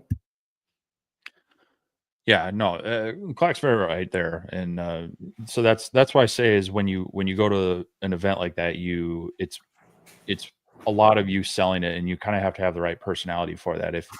If you're very introverted and reserved and aren't comfortable kind of greeting people and trying to draw them in, it's gonna be a struggle bus for you. I mean, your stuff better speak for itself at that point. Yeah. Because a lot of it more is them getting comfortable with you and then kind of seeing what you can do. Because very hit it on the head there, is that if you can think of these events as hopefully you make enough to pay for your gas and food and maybe a little bit more, but think of them as your marketing as to what you can do to really land some of those more unique jobs and such. And you get a few successful ones of those, word of mouth kicks in. But yeah, sometimes you got to go to those events to show people what you can do, get them thinking, make sure they know how to find you. And then it's kind of a rubber band effect. You put the effort in and it's going to snap back and catch up with you later. So. Yeah. Let's see. Yeah, Gerald Grady, I've got lots of bits for my router table. Before I got a laser, before I got CNCs and any of that, I was using traditional tools. And so I bought a whole bunch of different shaping bits and stuff for my routers. And I can make some pretty interesting picture frames just using some of those round over bits and the shape bits and stuff. But most of the ones that when I make a frame now, it is because I want to be able to engrave on it with a laser. And so I don't really want a whole bunch of contour. on that on that thing. I want me about a good inch of nice flat space to where I can engrave ivy or text or whatever. So I try to do stuff that I try to do things that I don't see people doing, because like this thing for this wedding, if I do this and I do it right and I hit it just right, when this lady shows it and word starts getting around, the jobs will come. That's why I have people like Bill and people like Klein that when I do get too busy, I send them stuff. Sometimes I may have to build the file because that's not necessarily always their strong suit, but I'll be like, hey, here's a job, do it. I'll give you this much money when you get done with it. So a lot of times I get to the point where my subs are doing more laser work than I am because I'm busy trying to keep the YouTube channel up too. Robbie's wondering what time the birthday bash is in a few weeks, because apparently I've got a party van going. Oh, party van. Is my invite in the mail or? Well, it's going to be a virtual party. So we'll see. Those are the best. Oops. Oh, I was going to click off of it. You go ahead. What were you? Was that? There you go. Eli says, how did you guys market yourselves when you were first trying to get customers or clients, either as one-offs or repetitive business? And do you guys have regular items that you push to customers? I do pretty much whatever they want, as long as they'll pay me to do it. As long as if I can justify doing it, I will do it. Yes, I do a lot of, I don't know how to say. A lot of folks tell me I'm kind of like that guy on the street corner, because like the first shot's free. You know what I mean? Because I will. Like I'll be like, hey, I see you like this. Well, what about check this out? So the first hit, the first hit's on me. The second one's on you, type thing. I do that a lot. That job that went out today, it should be about time for the second driveway alarm. The job that and to clarify, this is more like with businesses where you're trying to get repeat business, right? Yes. I don't do that to individuals as much. Business owners and other businesses is where this will get the most bang for your buck. Mm-hmm. Now, I'm not saying that if you sprinkle in a little stuff in the community, especially to your, the people that like social media that are willing to share, that's not necessarily a bad thing. But businesses is where you really get the bang for your buck. Just like the company that, I don't know if y'all saw the video, but I had that company call me Friday afternoon. Hey, the guy that was supposed to make our blanks for our sign painter that's coming Tuesday fell through. We don't have any blanks. We've already got this guy that we paid a whole bunch of money to come paint all these signs is going to be here Tuesday, and we got no signs for him to paint. Can you help me? And this is Friday night at 8:00. And I'm like, sure. When do you need them by? Sunday morning. I'm like, what? So, when? Which Sunday?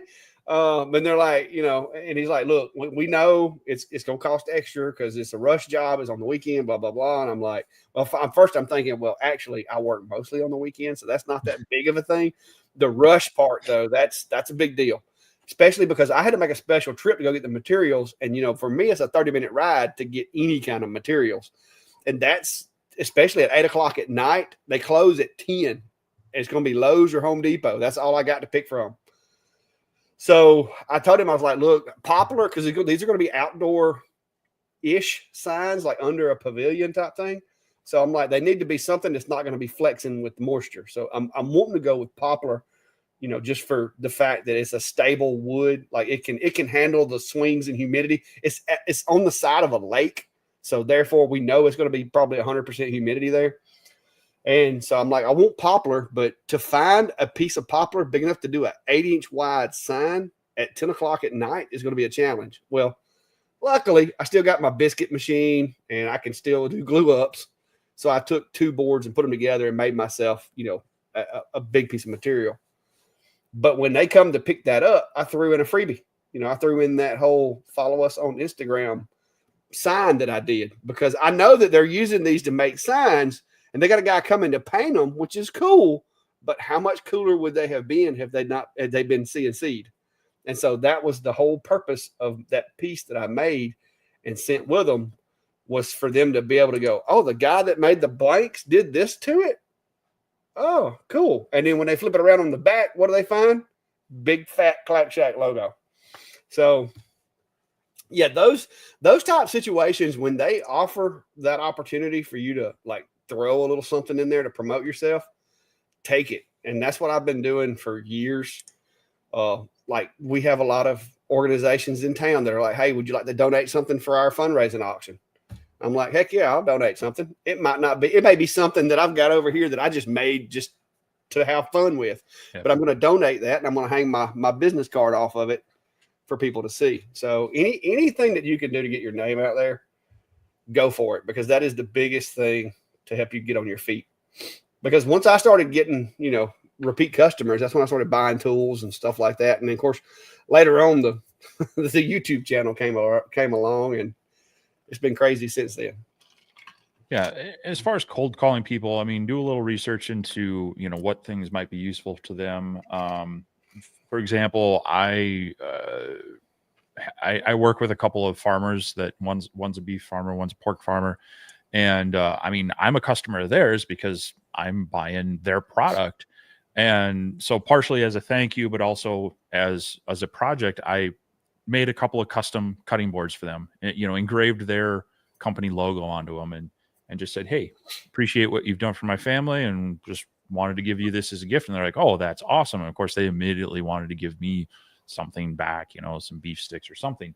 But that started a lot of conversations of like, well, we often do product photos and such, and it would be great to have a custom board with this and that.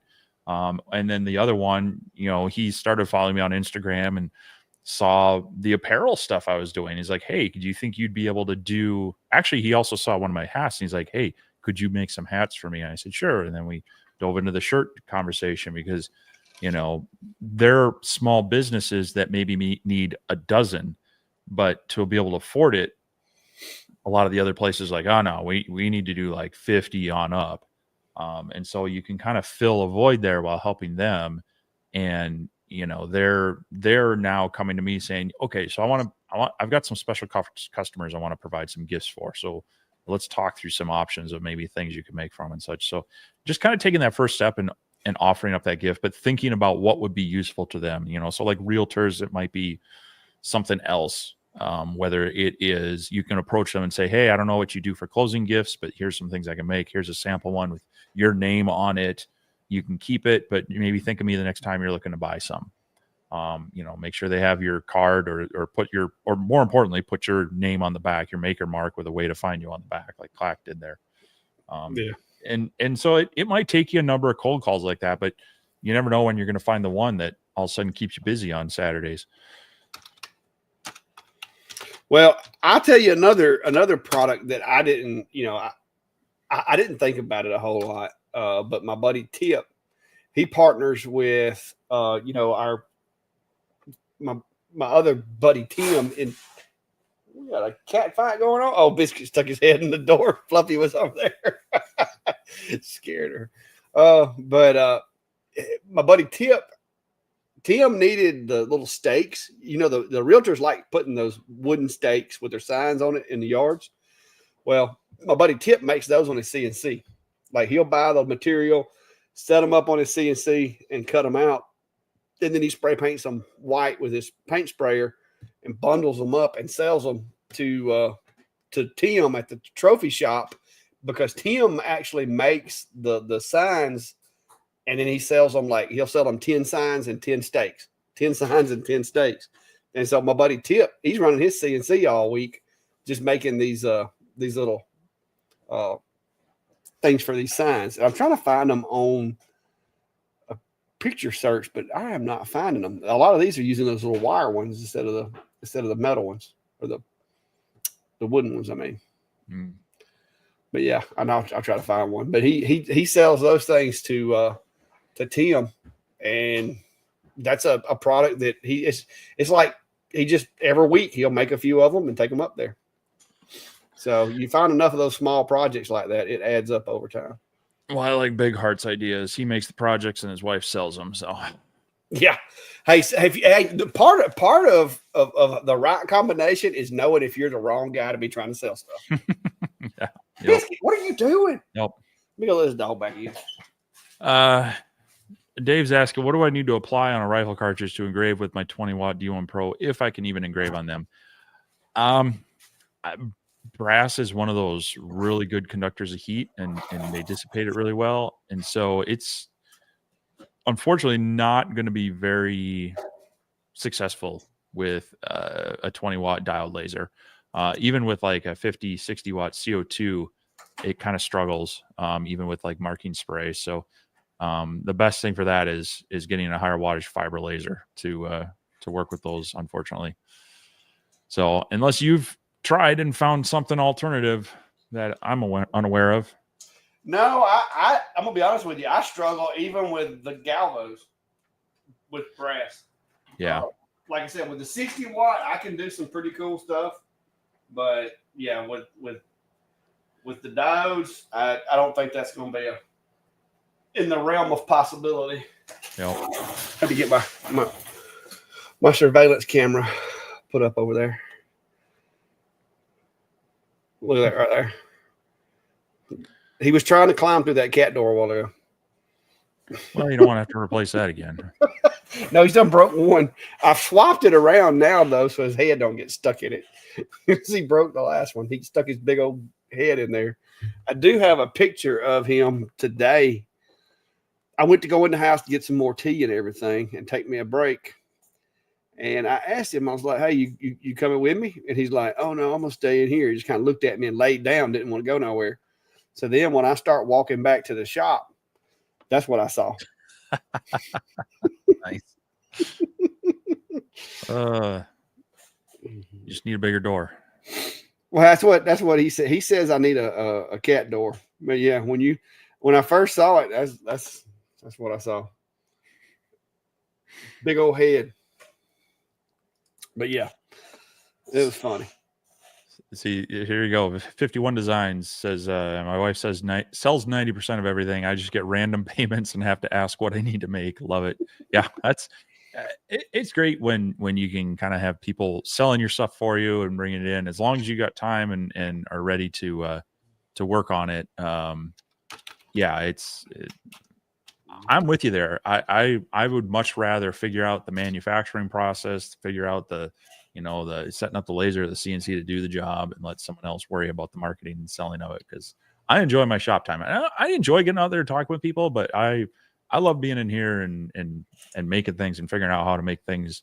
And sometimes on the repetitive stuff, for me, it's the challenge of like, how can I make this work even faster, get the workflow better? Because that was a thing when I was making all those model airplane stands. If I could save 5 minutes on a job times 10 that I needed to do, that was an hour almost. So yeah, Radu's asking, can you talk about next week's guest?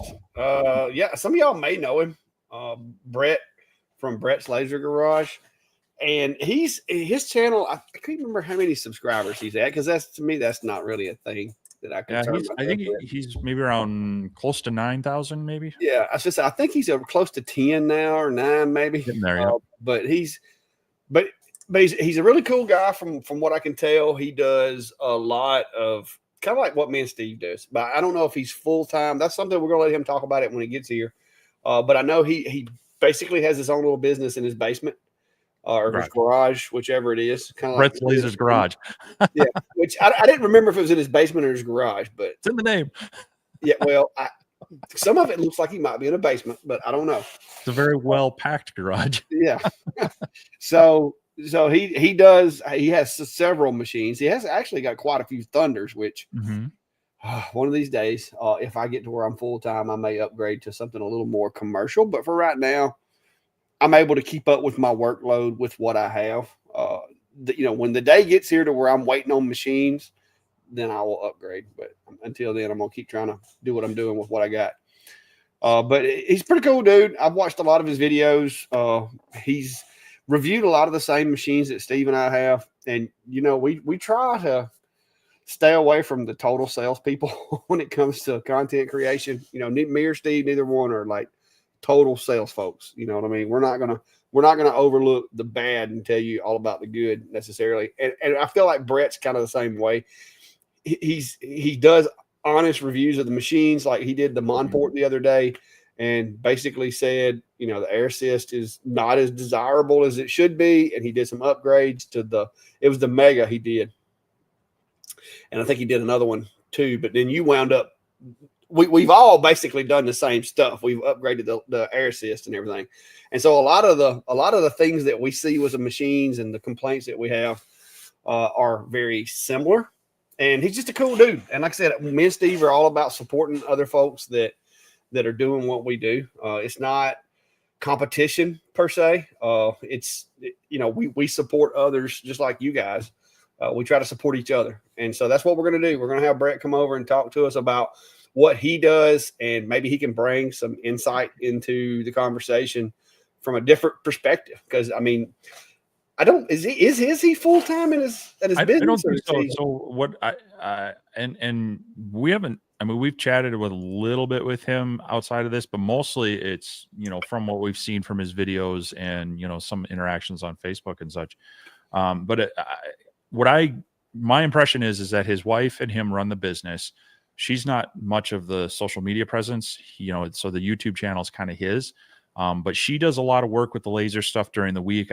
I'm guessing maybe while he's at his main job, but then on the weekend, he takes some of the other special jobs. It sounds like he's better at doing like the glass items. And so he'll kind of work through those on the weekends and doing some of the videos and creation stuff there. And so, yeah, I mean, he seems like a pretty level-headed, cool guy that is more interested in the education of people and sharing with you ideas. He's done a number of things like tutorials, as well as some kind of day in a life of me as a home-based laser business. So it really kind of felt like it would resonate. I mean, a lot of the questions that you guys are asking tonight will be great to get his kind of input on and what's worked for him. How has he brought in customers? You know, what keeps him busy and such. So yeah, we tossed the invite out to him to say, hey, want to come on and share with what you're doing and answer some questions. And our whole goal is to get to know him a little bit better, share his thoughts and ideas with you. And hopefully through all that, we all, you know, maybe gain a few viewers on all of our channels to share what we're doing. So, but mostly he seems like kind of a down to earth, cool guy doing what a lot of us are doing, and hoping that he can maybe he'll walk away with something new from his insight next week. So, oh yeah, and like I said, I will say this too: the Thunder machines are on the short list for what I see me upgrading to in the event that I do need to upgrade. I'm kind of considering OhmTech. Some of the newer stuff that they come out with, I like the way it looks. The new, what is it, Pronto? And then they've got the Pronto and then like the Pro. So I'm kind of because if you look at the specs, they're very competitive. But I don't know yet. But I do, because I get to run the Thunder up at my buddy Tim's place. I actually get hands-on use with that machine. So I'm kind of leaning that way heavily because of the fact that I run that machine. I know how to clean the lenses. I've had to help him, set things up with it. I mean, I've run that one enough that I'm confident that Thunder, in the kind of machines they make. I like my OhmTech machine too, but it doesn't have the features that the more commercial machine would have. So we're looking at, I'm going to end up spending some money before it's done, but I'm trying to figure out what I want to go with yet. Yeah. TJ Michael says, I'm looking for a MOPA laser. Which manufacturer would you recommend? I can spend around $6,000. And I don't know, me and Steve aren't necessarily the authority when it comes to MOPA lasers, but I will tell you that whether it's a Monport, a Com Marker, a OhmTech, or whatever, a lot of the internals are the same, or at least really similar. Some of the construction's a little better, quality control's a little better. But now if you get into, like, say, the Thunder Galvos or the Cloud Ray, which I don't know that I'd put Cloud Ray.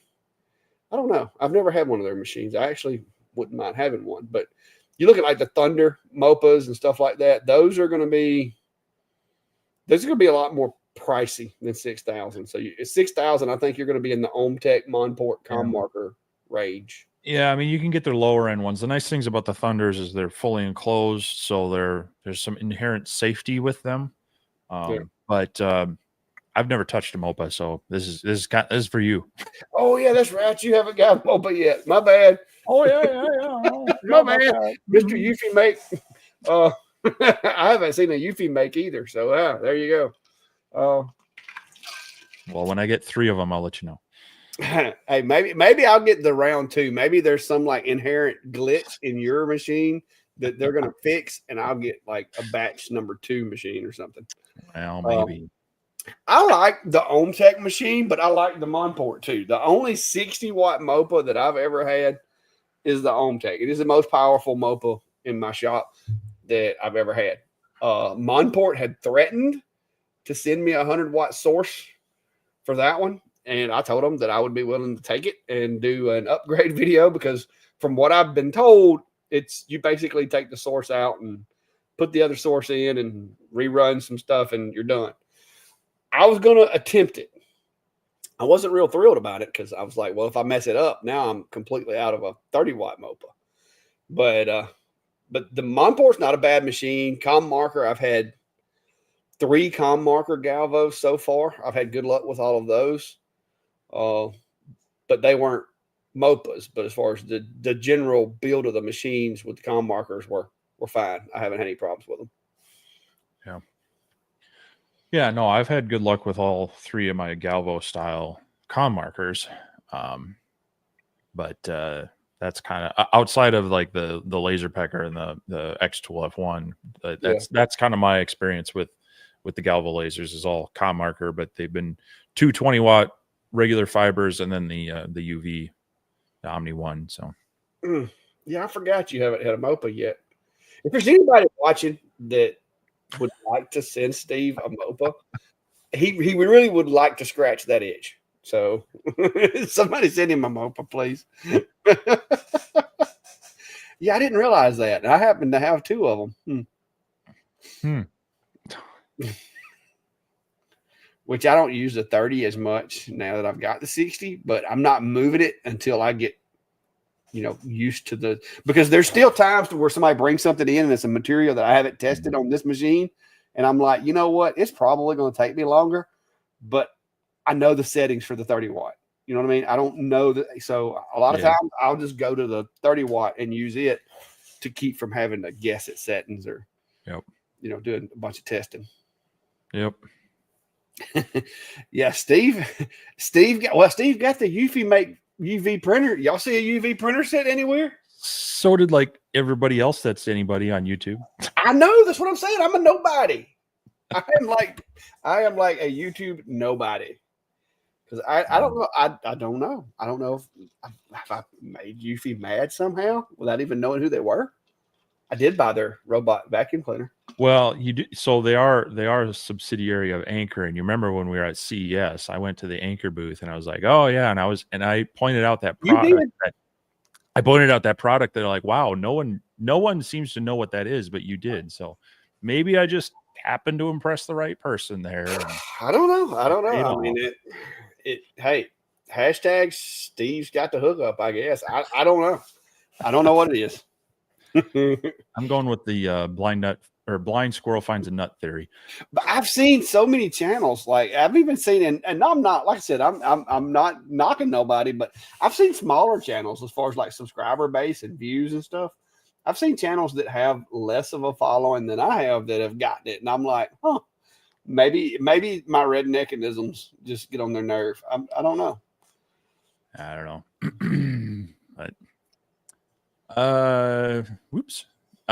Speaking of Eufy, how reliable is Kickstarter with fulfilling orders when you support a product? So Kickstarter facilitates the whole like pledging, collecting money kind of thing. It's up to each individual company to actually fulfill the orders on that. So there is a bit of a risk. I mean, you're basically you're front loading them with money to say hopefully they're going to follow through on that. I've always had good luck. I haven't backed a whole lot of them, but any of them I've backed. I have gotten the product or whatever was promised. at the end. Some of them did take longer than others. With this one, Eufy's been around. I mean, they're formerly Anchor Make. Anchor's been around for a while, and they make good products. So this is one that I really wouldn't have a lot of problem with. And a lot of companies are doing this, and I'm not sure why necessarily. Just big companies that don't really need the capital. Yeah, because Kickstarter was kind of meant to try to build interest in if it got funded, then they would get the money and they could move ahead. But a lot of companies that really have the manufacturing capacity, they've done things before. Sometimes they're just selling iterations of a device they've already produced.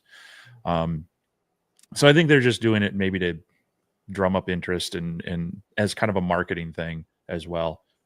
So Eufy being a subsidiary of Anchor, I've bought a lot of their products over the years. They make a lot of products. I would be pretty comfortable with trusting them that they're going to come through with it. As a matter of fact, I'm pretty sure you've seen some of the videos of them with their production facility. They've shown them in production. I actually had to have a panel replaced. They already shipped me a spare part. And so that wasn't like they just did a small batch of printers and said, well, hope they don't break. So I would be pretty comfortable with this one, but it is something to consider with any of these kind of pre-order situations. Like we mentioned earlier, a cell laser looks cool. The tech looks interesting. What they've put out is a fairly polished product, at least of the physical side of what we've seen. I'd like to see maybe a little more of the software and the nuts and bolts side of it, but they're brand new. We haven't seen them manufacture anything yet. We haven't seen them do customer support yet. So I'd be maybe a little more hesitant there on that one. Not saying that it's a bad product, not saying they're a bad company, but you're backing an unknown in that case. You don't know how they're going to be able to scale up or how they're going to be make deliveries and such. So it's definitely something that we consider, but with Eufy, they are a huge manufacturer. I would be shocked if they have any issues delivering on these. Yeah, I'm like I said, I don't know how I got left out, but Robbie said he thinks that even the Home Shopping Network has the UV printer. But yeah, well, I mean, I'm gonna be honest with you. I don't do a lot of stuff. The only stuff I've really done with any kind of printer other than a laser was the X-Tool thing, screen printer, and technically you couldn't do that without a laser. So I don't know if it's just because of the type content that I've never done any kind of other machines. I think that's probably it, because I know Steve's done some stuff with DTF and some other things on his channel, so maybe that got him on the radar. And that's what my thought is too, is I've done a few more recent relevant things that are more of like apparel customization and such like that. So I mean, I was coasters and stuff. Yeah, I was a little surprised to see it. Very happy to to work with them on this, and hopefully more in the future. But yeah, and I ain't gonna lie, I can't promise you that I didn't get an email and didn't just delete it. I don't remember seeing it, but do you know how many emails I delete every single morning that I wake up? Yeah, I know you do, Steve, but yeah. I mean, there's so many random ones, and some of them go into my junk filter that are actual legit companies that I might want to work with. Others, it's kind of crazy. So Howard's asking, is anyone going to LBX next month in New York? I know you and I both looked at it, but timing and also traveling to New York at that time just isn't going to work out. That being said, if anyone is thinking about going, maybe some, wanting to get a discount on a ticket or possibly even a free ticket, reach out to us. We may have some connections for you to get into that if having a ticket. But I think it's down to like the last week to register. So you'd have to let us know within the next few days, and we could try to get that connected for you. But it does sound pretty cool. I'm sad I missed it a couple years ago when it was in Illinois. A good way to get some FaceTime with a few manufacturers, get some training from people like ourselves that like to share knowledge and wealth of information of LightBurn tips, as well as talk with a few laser manufacturers and material people. So yeah, but no, I'm not going to be going. Like I said, me and Steve both have done a couple of trips this year. And of course, you guys know that I haven't quite hit the big time yet, so budget matters. And so the trip to Vegas, X Tool helped us out with that one a little bit. So that took a little bit of the sting off of it, but you still have incidentals and Ubers and food and all that. And so between that and I also went to Workbench Con, which I probably won't be doing this coming up year because last we heard they might not have it. Hold. So I do plan on going to some events. Next year I'll be retired. Hopefully that will mean that my schedule will be a little easier to work around. So I plan on doing some stuff, but the LBX in New York City is not really on my agenda at the moment.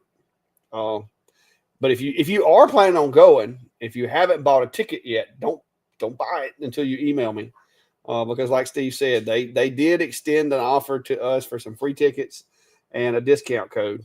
So if you're wanting to go and you want to try to save some money on the ticket to get into the event, I think the email said that I have 3 that I can give away to you guys, and I'd be more than glad to if that's something you're interested in. I didn't do a full-blown promotional video for it because I've been busy, and I just like Steve said, we're not the best salespeople at all.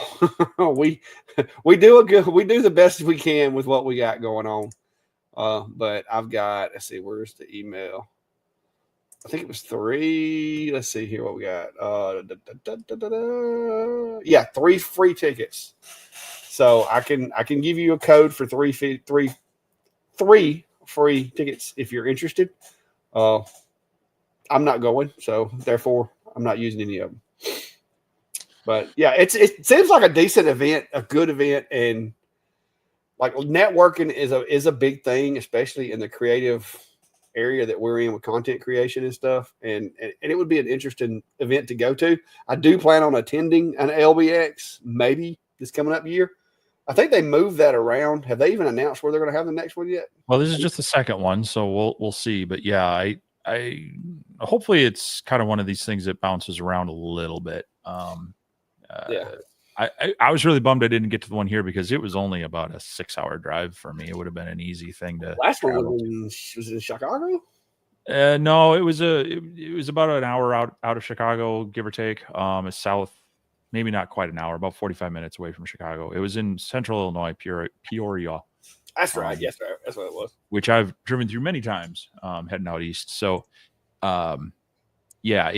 that one I could have gone to, but we had some things going on. I just couldn't be gone at that time. So, but yeah, email either one of us in the next couple of days if you are looking to go and looking to get a free ticket. We probably have something to help you out. So, I also have a picture that I want to share. I was waiting for permission from the guy that sent it to me, Mr. Mark Furlong. I don't know why it's called Furlong.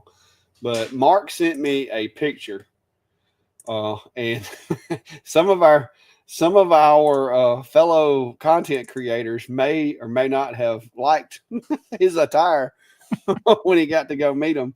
But apparently, Mark got to meet Kim and Garrett. I don't know if he's at their place or at an event or what. I think they were at an event, from what I remember seeing on the thumbnails for Kim and Garrett. But yeah, he's sporting his Clack Shack shirt there. So I appreciate that. That's awesome.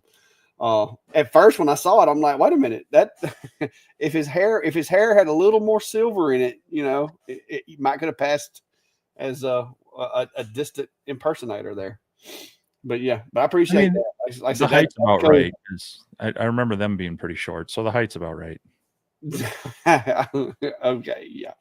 I don't know. I'm not exactly short, Steve. You keep telling people I'm short, and I'm not really. I saw a map the other day of the US and it showed the average height, and Alabama was a good 2 or 3 inches shorter than the average height up here. So I can understand why you think you're tall, because people down there on average are shorter.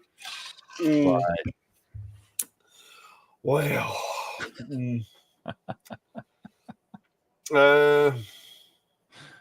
Chris, there's mumbles about the next LBX being in Europe.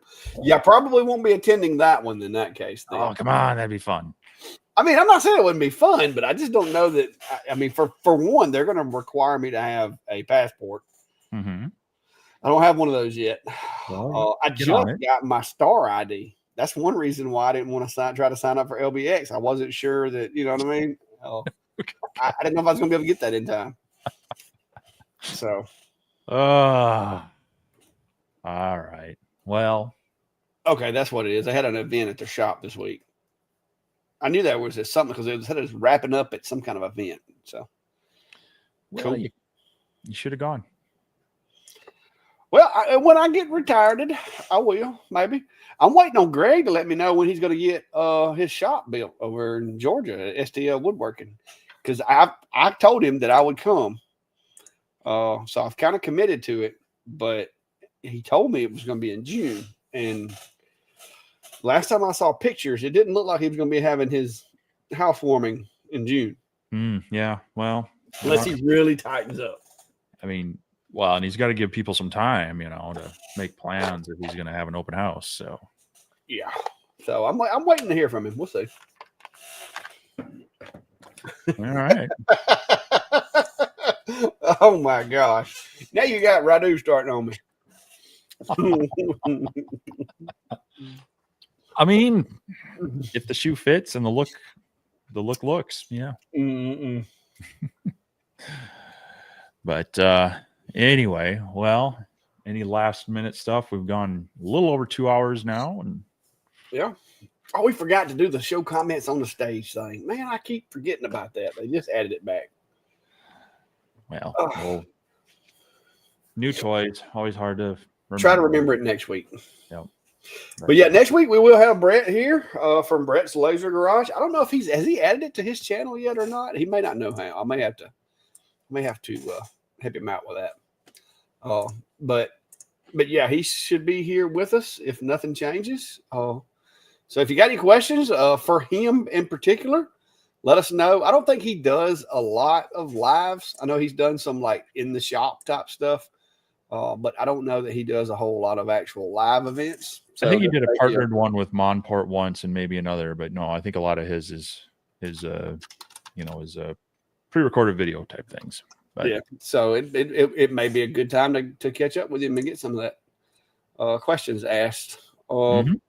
And I will put a link to his channel in here just in case. If y'all want to go tell him, looking forward to seeing him on the Sunday Night Live, I'd appreciate that. Just go comment on the first video you see of his and just tell him you're looking forward to seeing him on the Sunday Night Live. We'll blow his comment section up if we can. That'd be kind of cool. Yeah. So yeah, that's his channel. But yeah, it shows he's done a couple of laser giveaways and stuff like that. So yeah, but he's not added the Sunday Night Live to his show yet, to his playlist. So we'll have to see about that. All right, guys, go over to Brett's and follow, subscribe. Tell him you're looking forward to seeing him. I don't know. Tell him it's a clack attack, whatever. But anyway, anything else? Any last words? Nope. Hoping for another good week. Get some more project stuff. I've had a couple of devices out there. So I mean, if you missed it, I did do a video review on the little Atom Stack kind of miniature machine, and then I also did one on the Sculpt Fun C1. Interestingly enough, Sculpt Fun did get back to me. I had mentioned a couple things in there. They said that they're actually working on, so they are going to have some interesting stuff coming out later this year as well. But I know a lot of people have been asking about, portable machines and such. So that's why I've been trying to take a look at them, but trying to lay off the reviews for at least a week or so. Yeah, I'm trying, but now, you know how that goes. But yeah, so check out if you haven't checked out the Eufy printing on the train set stuff. I've got some projects coming out, maybe compare contrasting competing laser versus a CNC on a project.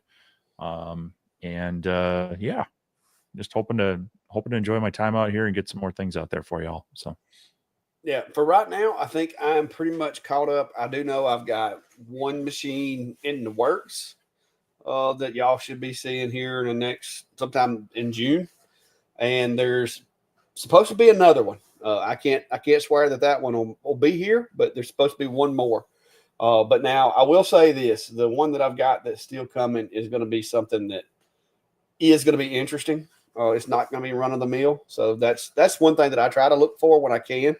Yeah. You know, like let's say, for instance, if Eufy was to want to send me like one of those printers, I would probably take that because I would consider that interesting. But yeah. So that was just another plug, guys. Trying to maybe they hear me. I don't know. Because I could make some really cool phone cases with that thing. But anyways, like I said, hopefully only 2 machine reviews this month because I really am looking forward to trying to get some fishing time in. So we'll see how that goes. All right. Well, you guys have a good one. And, you know, it looks like a big hand when you put it that close to the camera, right?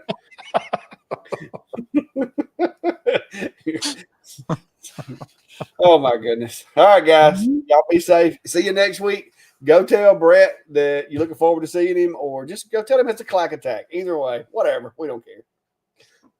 See ya. All right. We'll see you, everyone.